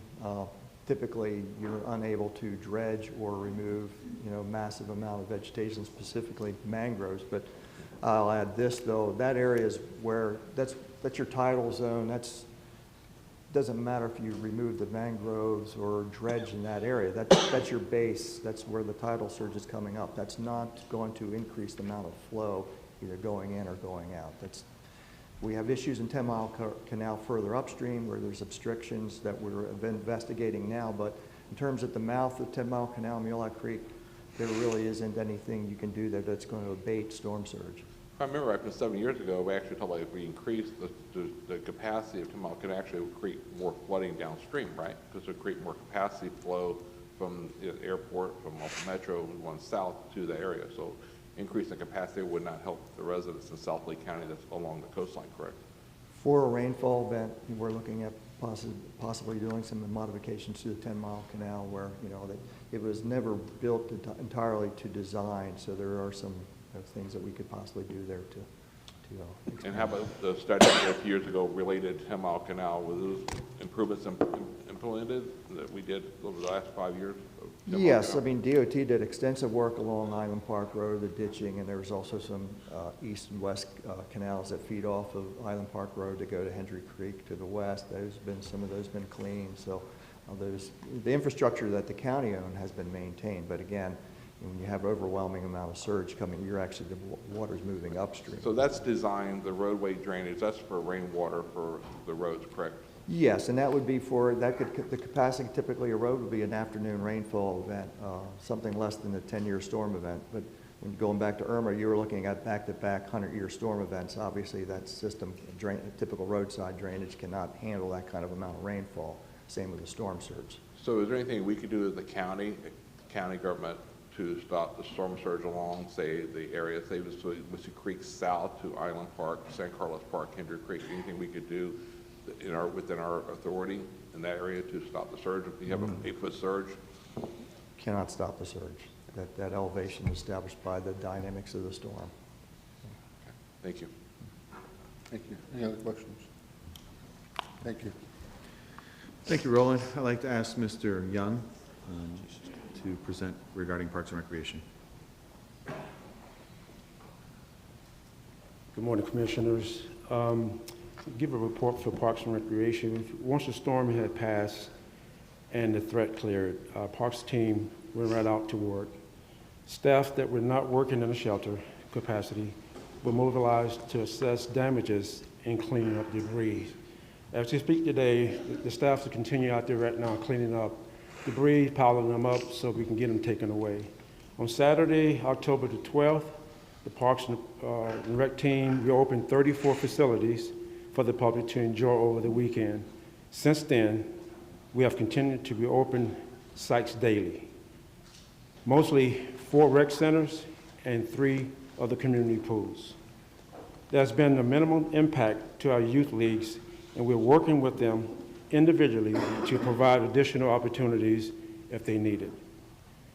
Work on the barrier islands, including Fort Myers Beach, Bonita Beach, Sanibel Captiva, Pine Island, Mount Lachey, and Boca Grande continues as we clean up and document the damages. We have staff out there in these different locations reporting daily about what we need to do at these islands, and we continue to make this happen at these locations. Lakes Park was without power for a few days. I just heard this morning that the power is back on again at Lakes Park, and the staff continue to clean up that particular park also. We had 85 Parks and Rec staff working in shelters. There was 14 different shelters around the county. I think Ben mentioned about over 9,000 participants participated in the shelters. Our staff worked very hard around the clock to make sure that they took care of all of this. With that, I'll take any questions that you have. Any questions? Great job. Thank you. Thank you. Thank you, Mac. Thanks. And finally, Commissioners, I would just like to take the opportunity to thank our partners, Collier County, Charlotte County, Bonita Springs, City of Cape Coral, Fort Myers Beach, City of Fort Myers, the City of Sanibel, and the Village of Estero for their partnership throughout this event. We work collectively trying to help each other through this process, and so we were, the goal was to take care of all of Southwest Florida through this process, and it was a great partnership, so I wanted to thank all of them. And I thank you for giving us the time today to talk about all the work that our staff has done throughout these couple of events. Thank you. Chairman, if I may, I'll be quick, but I know we all wanted to kind of share our gratitude with the administration for the great work that they did. So just briefly wanted to say, first of all, Dave, congratulations to you and the team, and thank you for the excellent coordination that you had with the municipalities and the legislative delegation and all of us as commissioners too throughout this time. You all operated with excellence, and unfortunately, we have now had the opportunity to get pretty good at this storm response. We've had way too many of them, so thank you for that. Mr. Avis, I thought your briefings in front of the press were fantastic. You had a cool level head. You had the answers that people were looking for during the storm preparation and afterwards, and so thank you very much for all that you and the entire public safety team did during this. I want to thank, obviously, Rob Price and the team at DOT. Gosh, you never realize how much you love traffic lights until they're out. And you're like, wow, I really love traffic lights. Rob, the excellent job that they did to get the roads clean and clear, especially in places where they were covered with sand. Just fantastic job. Thank you guys for the quick response. Doug in Solid Waste, thank you guys for getting so much cleaned up before the storm. And thank you for going back and now cleaning it up yet again. I know the folks who I talked to in North Fort Myers communities that were inundated with storm surge again, we're very grateful that a lot of that debris was cleaned up pre-flood, and so thank you very much. Mickey, thank you to everybody in the DCD team. I think you had a great opportunity here to show the folks from FEMA the new steps that we've implemented and how seriously we are taking all of their direction, and so very grateful for everything that you guys are doing. Ehab, thank you and the facilities team for keeping all of our great county facilities up and running and for responding as quickly as you did to get those shelters in good shape. Ashley, the island coordination teams are just, I think, really our perfect model that we need to tell all of our neighbors about. The idea of communicating with the residents, because there's really a vacuum after a hurricane and a storm comes through. A lot of times communication gets cut off, especially to barrier islands. And so to have a person there who's from the county government who can help fill in and answer those questions that people have in the immediate aftermath of a storm, I think is a fantastic approach. Lee County Utilities, thank you guys very much for the hard work to make sure that we didn't have any of those spills That's always a major concern after you get flooded and you lose power. Roland, I thank you for your years of experience as an engineer in natural resources. I know that draining this area has been kind of your life's work, really. And so thank you for the time you dedicated to that and the good explanation there. Look forward to working with you to get some better information about where the surge and where all the water's coming from. And then Mac and the team in parks, thank you so much. We have world-class parks. We have great youth that want to get back to their normal lives and their normal routines, and they'll be able to thanks to the great work that you all did. So thank you very much.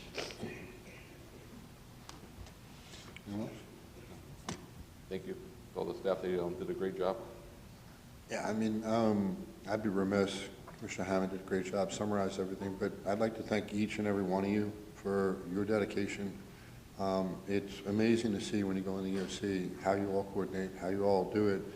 Most stressful situations you're dealing with. So I can't thank you enough. It means the world to me. Citizens really don't understand just how you all step up and do what you need to do. And as you indicated, putting your family second and us first, which is just amazing itself. Thank you.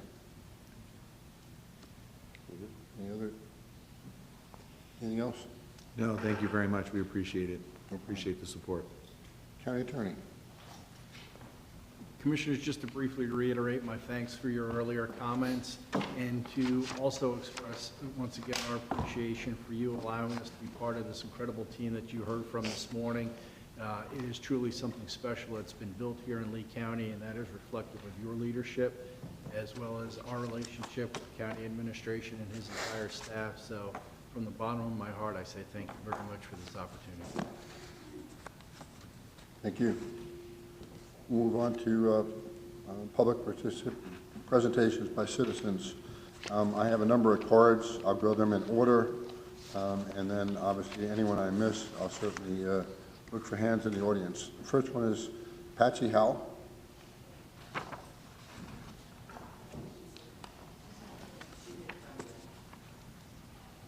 Patsy Howell? Okay.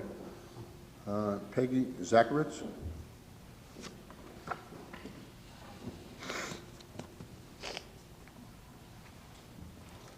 Do I have a time limit? 3 minutes. 3 minutes. Good morning, Commissioners. So I'm I'll going remind to read everybody, the green light is where it starts, the yellow, you'll have a minute left, and the red. It's already started. I'm going to read fast. Okay. My name is Peggy Zacharitz, and I have lived on Plumosa Avenue since 1986. In all these years, we have never experienced flooding. The most water we've seen was halfway up our yards, even when Island Park Road flooded. However, after Hurricane Irma, the DOT repaired the road and removed the flat valve on Park Jacobs Canal, which was crucial in preventing flooding. This flat valve, approximately 4 to 5 feet, moved tons of water efficiently flowing out like rapids. On the canal side was a large triangular opening covered by a grid. In May, I sent an email to call for action, and on May 28th, Bill Jewell contacted me initiating our conversation. The valve flap was mounted to the head wall and was very effective in not only moving water out, but also skimming water from the top of the canal, preventing debris from gathering. It was replaced by a low culvert open to both sides, which has proven to be ineffective because it was allowing water to flow in from the bay. On June 17th, I sent Bill Jewell photos showing the flap on the other canal, keeping water clean and debris-free while he removed the flap. I explained that the flap acts as a skimmer and prevents bay backflow. At that time, water was able to enter the canal from both 10 Mile and the bay. Bill told me the flaps do nothing and informed me that they would be removing the Plumosa Jacobs flap. I warned him this would cause flooding. Bill gave me the name of a number of CJ, the inspector. I requested that he call us when he arrived, but he never did. Doug Busley installed a flap on the culvert, but it only stopped the backflow and didn't help the water movement, failing to resolve the issue. We never flooded during Hurricanes Charlie or Irma. However, after the water flow was altered, we flooded during Debbie, Helene, and Milton. The surge levels were from 4.7 to 5.12 feet on all 4 hurricanes, but we only flooded after the change. The water during Helene and Milton were solely 10 Mile Canal. Neighbors who stayed watched it overflow from the first canal and flood the second. It was landlocked. The water was landlocked.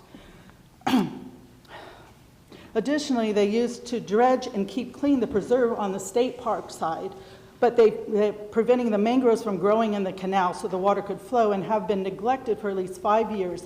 The tree maintenance said they do not know why we were not on their route. We would like to be provided with the original engineer's plan and be provided with the permit to alter and remove the valve flap, altering water flow along with the engineer's approval and sign off. I urge the commissioners to work with DOT to implement immediate measures to mitigate the flooding. We can't move. We have to stay there. We need a comprehensive review of the current drainage system and a commitment to upgrading them to handle future weather events. It is crucial to involve the community in these discussions. Regular updates and open forums will give residents the opportunity to voice their concerns. The flooding issue caused by DOT's project is a serious problem that requires urgent and sustained action. I hope the commissioners will prioritize this matter and work towards a rapid solution. Thank you for your time and consideration. We've lost everything, and it could have been prevented. And we know it. Those of us that have lived there know. There's people that have lived there since the 1970s. We never flooded until they took that flap out. Just. Thank you.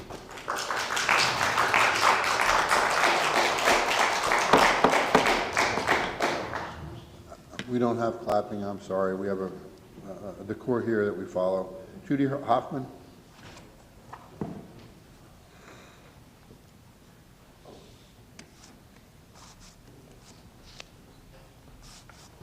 Good morning, Commissioners.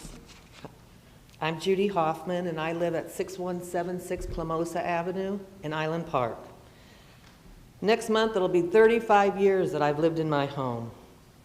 My family and I have experienced many hurricanes: Charlie, Wilma, Irma, no storm surge, not a drop of water. A word that was never used before. After Ian, all we heard was surge, surge, surge.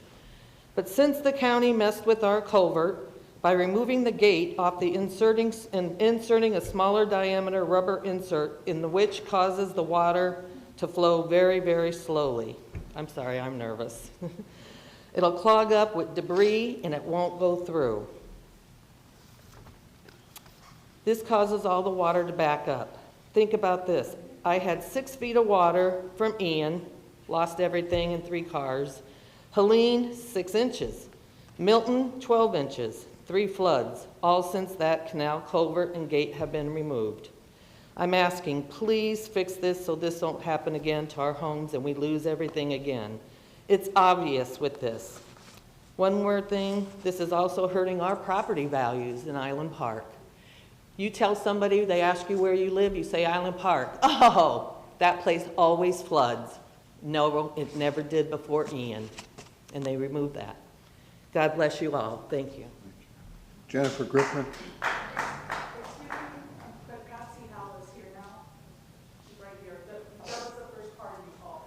Okay. Patsy Howell. I was here last week, but as you can tell, first of all, tell me happy birthday. Today's my birthday. Happy birthday, Patsy. 71 years old. Thank you. That's what this is. It's totally destroying my life. The other thing I need to add to whatever Judy said, I wasn't really sure, that they're not telling you the complete truth. They have changed 2 things, not only our exits out of our canals, but as you come down the 10-mile canal, they have changed the way the waterways are marked, which means there's sandbars over on the sides because boats cannot get through. The sandbars were there after Ian. So that's a combination of what it is. I don't know how far you go down on the 10-mile canal to be able to remove some of that debris, but there is debris there. And they need to correct the weirs, not opening them all they are, that they have been. And obviously there's a problem. There's really a problem because it never has flooded before. And I realized they told me I lived through no-name storm on Sanibel. I worked for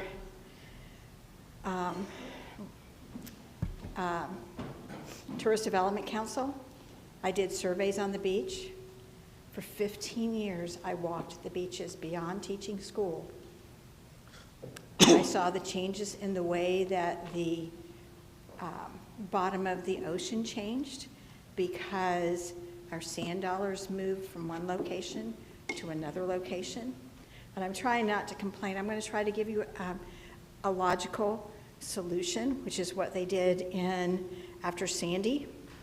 They took Christmas trees, placed them out further on out into the Gulf, added the sand that they were normally putting on the beaches that have now come back in to create a barrier further out so that when the waves come in, they hit that barrier further on out. So you can do the research on what they did in Sandy along the coastline there, and it doesn't cost us any more than really what we've got in those beaches and in that sand. And it may stop some of that from coming in and blocking our roadways. And the other thing about animal domestic, because I was here last week or 2 weeks ago, just recheck your policy, because they may need to put the dogs to sleep earlier than what they do. I don't know what the policy says, but I don't want them to pick on animal shelters because they do the best they can. Thank you. That's just an option. I'll try to think of way to solve problems instead of just be complaining. Thank you. Thank you. Jennifer Griffin.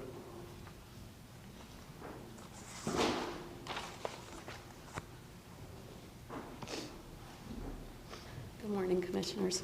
I'm also a resident off Island Park Drive. I live in the Woodland subdivision. Again, the flooding, the drainage is awful. My property abuts Island Park Road with the drainage easement behind. The preserve is across the street. Every time there's any sort of a storm, I end up with 5 feet of water in my backyard where that drainage easement is. I wish we had an email that we could provide you with pictures and photographs. We had water spilling over our 10-mile canal into our community boat ramp right before both storms. We had 5 feet of water in my house for Ian. We lost everything. Most of the people in our neighborhood did not have contents insurance on their flood policy. Then Helene came, 2 inches of water in the house, more damage. Now Milton came. We're still fighting the insurance company for Ian. There has to be, I understand there's storm surge, but why, since the 80s, when there was no flooding, why all of a sudden has it started like this? There has to be a logical reason. And I've called about the drainage. I just called again this morning. And the girl told me, well, we were there in August, so it's going to be a while. Nobody's come out to look. I urge all of you, take a ride down Island Park Road, go into the Woodlands, go into Park Royal, all these neighborhoods. Everybody's got drywall, their furniture, all their belongings. Now, when is it going to get to the point where they say, sorry, you can't rebuild, and we lose everything? I just hope somebody would look into this, because we've done it enough. My kids have been displaced, we've been displaced, they've lost everything twice now, and we can't do it again. Thank you. Thank you. Paige Hardiman. Paige? I'm sorry. Hello, good morning. First off, I'd like to thank you for the efforts that you're putting forth to rebuild this community. I've heard a lot of really good resolutions and really great things to help Fort Myers. I am a local here. I'm from here, from the Woodlands, Island Park Road. As you know, there has been issues with flooding since Irma. This is my first time attending the Commissioners meeting. I don't plan on it being my last. I'm sorry, it's just stressful. In my opinion, I've been there for 27 years, my parents over 30, and ever since KB Homes built on a preserve that they needed to get a signature from somebody from the county, ever since that happened is when we started seeing flooding on Island Park Road. There are 12 communities, 12 neighborhoods, not including the Coves on Estero Bay by KB Homes down Island Park Road. Every single person in those 12 communities has gotten some sort of surge or flooding from Ian, especially. But my parents' house, for example, is a 2-story home, got 5 feet of water, and is now having to live on their 2nd story. in my room, I moved out, so it's caused me money. It's caused them money to rebuild. Actually, now rebuilding the second time now, thanks to Milton. Thankfully, we only got 9 inches inside, but it's still water is water. It ruins everything. I think whatever needs to happen fast. We have hurricanes still on the horizon. If you think about the future of this, whatever we can do to prevent this from happening will minimize the damage in the community and minimize, maybe take off of that gentleman's list, Island Park Road will minimize all that trash cleanup and debris on those side of the roads. You mentioned, sir, about rebuilding elsewhere if we keep getting hit. I think that's impossible at this point right now. Like the lady said before me, I mean, any time you say Island Park Road, everybody's like, oh, Island Park Road, they flood all the time. I think what needs to happen is KB Homes needs to pay for the relocation and rebuild of their community elsewhere and bring back the preserve where the water was able to drain off into. I'm sure you can see our community is more than willing to come together with you and find a resolution for this. And I'm sure you gentlemen have children my age or closer. I know my parents, they wanted to, have this house handed down from generation to generation. And right now, sadly enough, it's not looking like we can do that. And I just would like for you to really look at me as maybe one of your children or your children's children and really consider, leaving a better future for us and doing what is right versus, what can be the better profit. Thank you. Thank you. Jacqueline Perez.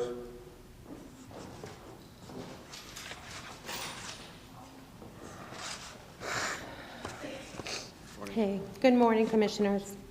I wanted to talk about the flooding. I'm also from Island Park. I live in the Woodlands, and I own a business, my husband and myself, on Old US 41, which is right down the street from where it goosenecks into 10 Mile Canal.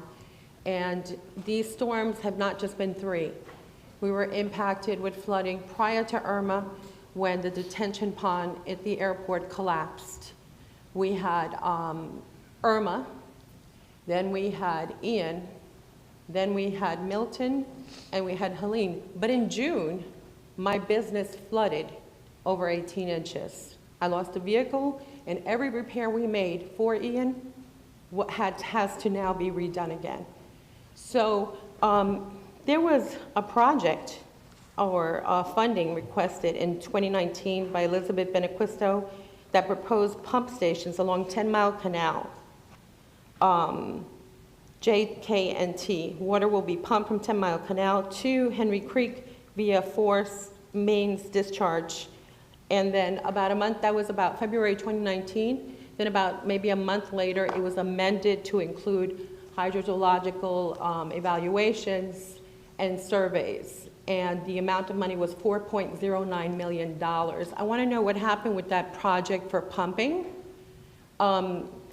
Also, during the time of flooding or prior to a storm coming, since I live on the canal, I live on 10 Mile, you could see the water raise. I had it already reaching the top of my dock prior, one day to the storm, and I've taken films, I have video, and I have pictures. So when you have a storm surge coming in, and 10 Mile Canal is taking water from downtown Fort Myers, from 6 Mile Cypress, Daniels Parkway. We're taking water in from the airport. And we've removed all these natural watersheds that used to be off of Alico Road that would take in the capacity of this water. We already have an additional rise in the canal because of all this building. And I'm not against building because I'm in construction. But we need proper infrastructure to support and to alleviate that water already coming down. And if we're going to have a surge coming in, if the normal height of 10 Mile Canal was 4 feet, and now prior to a storm, it's increasing by 2 to 3 feet because it's taking the water on from the other communities, we're going to have an increase of water, of whatever's coming in. So we have to attack it from above. And those pumping stations, which I think was a great idea, I'd like to know where we are at with that. I sent a couple of emails out to the assistant deputy of county commissioners. I'm still waiting for a response back to see if that's going to be done soon. I haven't seen anything yet, and we do need something to be done. Some people say 3 storms. We've handled 6 in my home and business. Thank you. Thank you. Richard Sterling. Richard.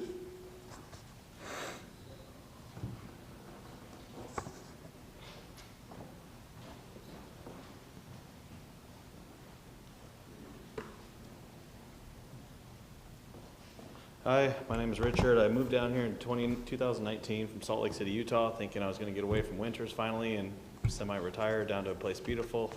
This county's cost me all my retirement, all my 401k, everything because of the drain systems that we have installed in North Fort Myers right across the bridge here, no more than a quarter mile from where we're sitting today. Everybody in that neighborhood lost everything. Nobody has insurance over there. They're all low income, impoverished people. I'm probably one of the only people fortunate enough to have homeowners insurance in the entire neighborhood of Cabana City. So none of this happened before I came down here. My house had never had water in it for 68 years. That it was sitting there, never flooded 1 inch. And this house has flooded repeatedly to the point where I'm no longer going to be able to have insurance on it. I mean, I've lost all my personal property. They write bad flood policies down here that have $5,000 deductibles for $100 of content coverage. I mean, it's ridiculous. They just write fraudulent policies to lower their cost to write these policies. I've gotten notices from FEMA saying that they're going to put me on probation because the county's not maintaining their standards, and that I'm going to lose my discount that I have, so my flood policies are going to go up. My whole neighborhood over here, none of them have a voice over there to speak up, and that's why I'm here, because I've come down here and I have higher education. I've learned a lot of this stuff. I've been in contact. I believe it was one of your offices I spoke with yesterday. Might have been Pendergrass, maybe. I called within an hour of calling them. I had a sheriff calling me to fix a homeless encampment in that neighborhood that had been there for years. I've gone to community development to try to see if they'll lift the fees. There's $18,000 of assessments on this property. I said, I'll buy the property and clean it. They won't waive the fees that they had, the fines they have for demolishing a house there over 10 years ago.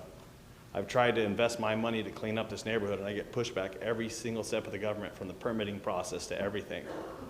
And there's just so much red tape and bureaucracy that it's impossible to get anything done over there and have people willing to come in and invest. I now own 2 houses over there that are completely destroyed. You know, I've tried to invest my money into this neighborhood and we get no support. We go down, try to speak with code enforcement. They won't waive fees. They won't do anything to try to bring an investor in to build on a property rather than have it sit there with drug and vagrants there all day long conducting business. I mean, there were 7 cop cars in front of this house 2 days ago. None of them addressed these homeless people who are living on this vacant lot. They just pulled up, did their thing across the street and left. Officer called me yesterday to come check on it, told me he'd call me right back after his call. Never heard another word from him. Never showed up. I had the owner of the property on the phone, willing to give them permission to remove all these people from the property. No follow-up.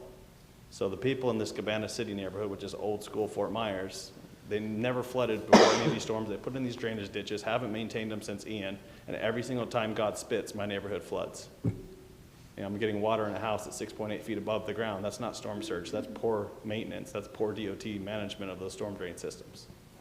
And that's what's causing all this problem.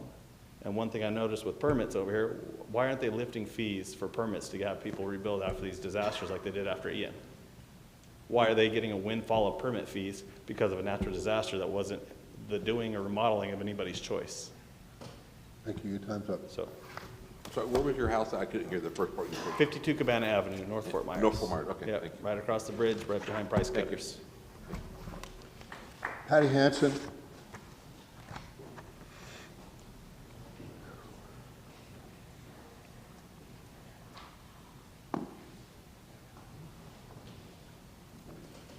My name is Patty Hansen, 6093 Plymouth Avenue, Island Park. My family has owned the home since 1987. And of course, I'm going to tell you what everybody else has been telling you. There has never been water in the house. We made it through Andrew in 92. Canal was completely dry. We live on a canal. Completely dry because of the rotation. Charlie, Irma, Wilma, nothing. I had flooding from Ian, and that's completely different, Mr. Price and Roland, from the freshwater flooding from 10 Mile Canal. Ian, we had fish, barnacles in the pool. We had mud throughout the house, 6 feet of it. Not mud, the water, but now with Helene and Milton, It's nice and clear water, maybe some leaves in the pool. And it all came from 10 Mile Canal. We have that substantiated. We have an owner of a private boat that lives right on 10 Mile Canal that can verify where the water came from. I can tell when I moved back into the house to see what had happened. I said to myself, this is really strange. The water is clear. There's no silt. Everything in my garage was pushed towards the Gulf of Mexico, not away from the Gulf of Mexico. People's air conditioners were moved in towards the street, away from 10 Mile Canal. Everything was moved towards the Gulf, so we know the difference. We know what the problem was. I first warned the county in June 14th for a call for action twice about the drainage problem, what it was, and if we could be proactive and not reactive because we were going to flood. I spoke with Doug, who is in charge of lowering the weirs, the weir system, and I said to him, okay, I get that. There's retention ponds that have been built for subdivisions. What happens when those overflow? He goes, well, they have to pump in a 10 Mile Canal. And I said, do you realize that our area is, let's say, 10 Mile Canal is a bathtub. We are the drain for your bathtub. And that drain is clogged. Once that happens, the pressure, where's all that water going to go? It's going to spread out and it's going to come into my house. I have lost everything 3 different times. Everything was on the curb. How many more times do I have to do that? Thank you. Time's up. Thank you. Your time's up. Already? They didn't even get to the good stuff. Any other public comments? Come on up, please. She always speaks. One solution that would help us, the community block grant, they had a grant for elevating homes. It was from HUD. However, if a family of 4 made more than $68,000, you couldn't do it. That grant could have helped everyone in the Island Park community, but the cutoff is $68,000 for a family of 4. If you only made $68,000 a year, you couldn't afford a house off of Island Park Road or anywhere in Lee County for that matter. I don't know if that's something you could look into with HUD to alleviate that, but I went through my neighborhood and talked to many people about that when I first heard about the grant, and everybody was so excited, like, oh my gosh, this could solve our problems. Nope, they made more than $68,000. I just thought I'd mention that. Thank you. Anyone else that'd like to speak that hasn't spoken already? Can't do twice.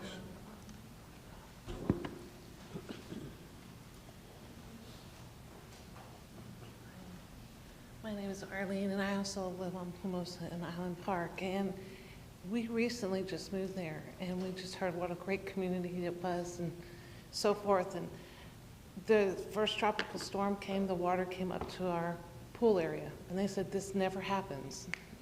This is something different. They're talking about the flaps. Again, it wasn't a storm surge. We all had clear water.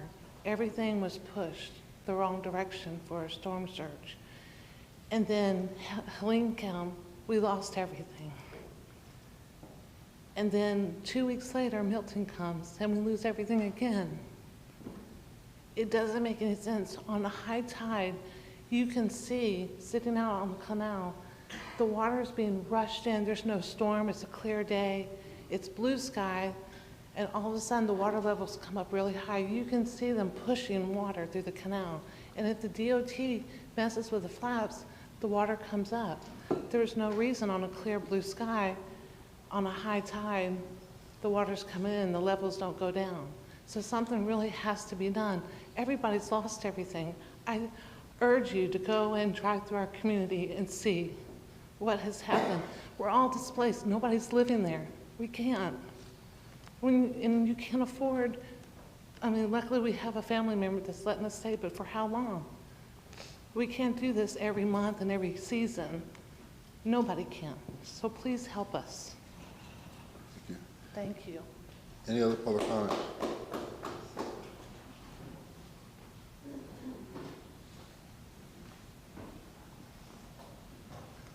Good morning, gentlemen, commissioners.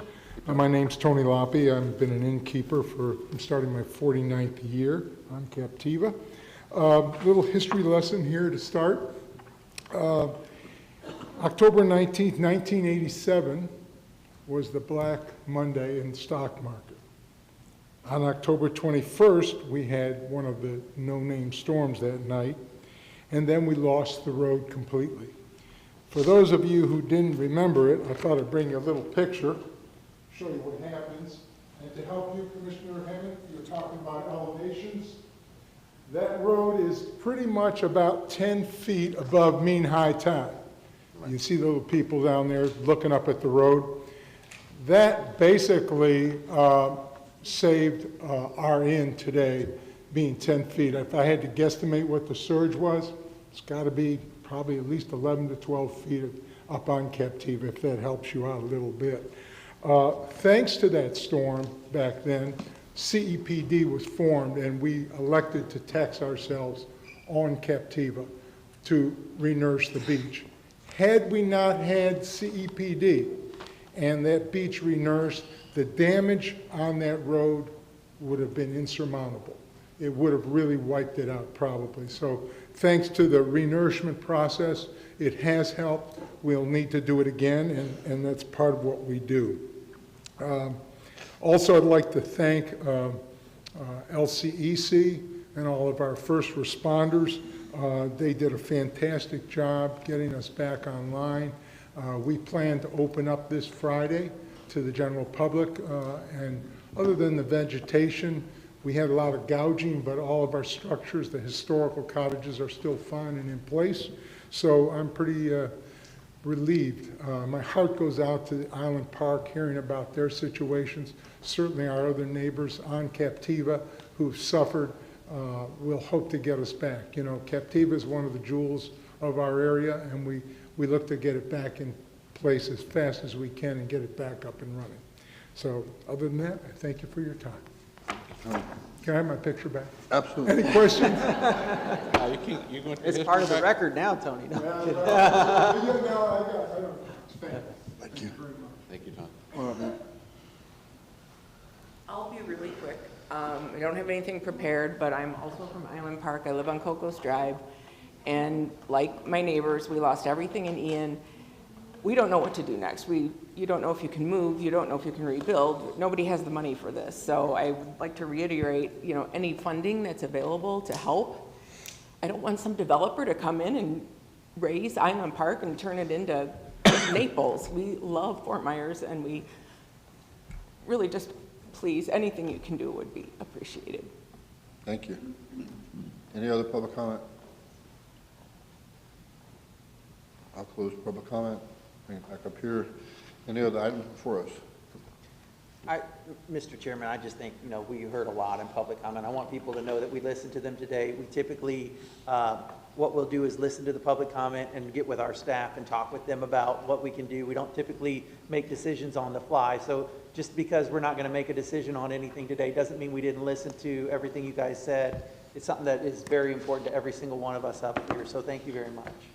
And regarding the flap, the pipe on Formosa, that's already been addressed by staff. We can send the response to you about staff, why it was installed, how that would impact this or not. I'm not sure how that would stop the storm surge, but we can definitely talk about the interior flooding. But there are also there's concerns been brought up by staff that the private water bodies of this community that we don't have access to, they can do some work too. So maybe they can work together and communicate that to their association. They can do interior work in their own community too, to help some of the lower lying flooding that storm surge will not affect it though, but the rainwater flooding though.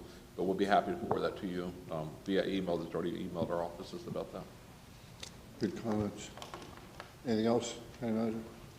We'll call for an adjournment. Thank you.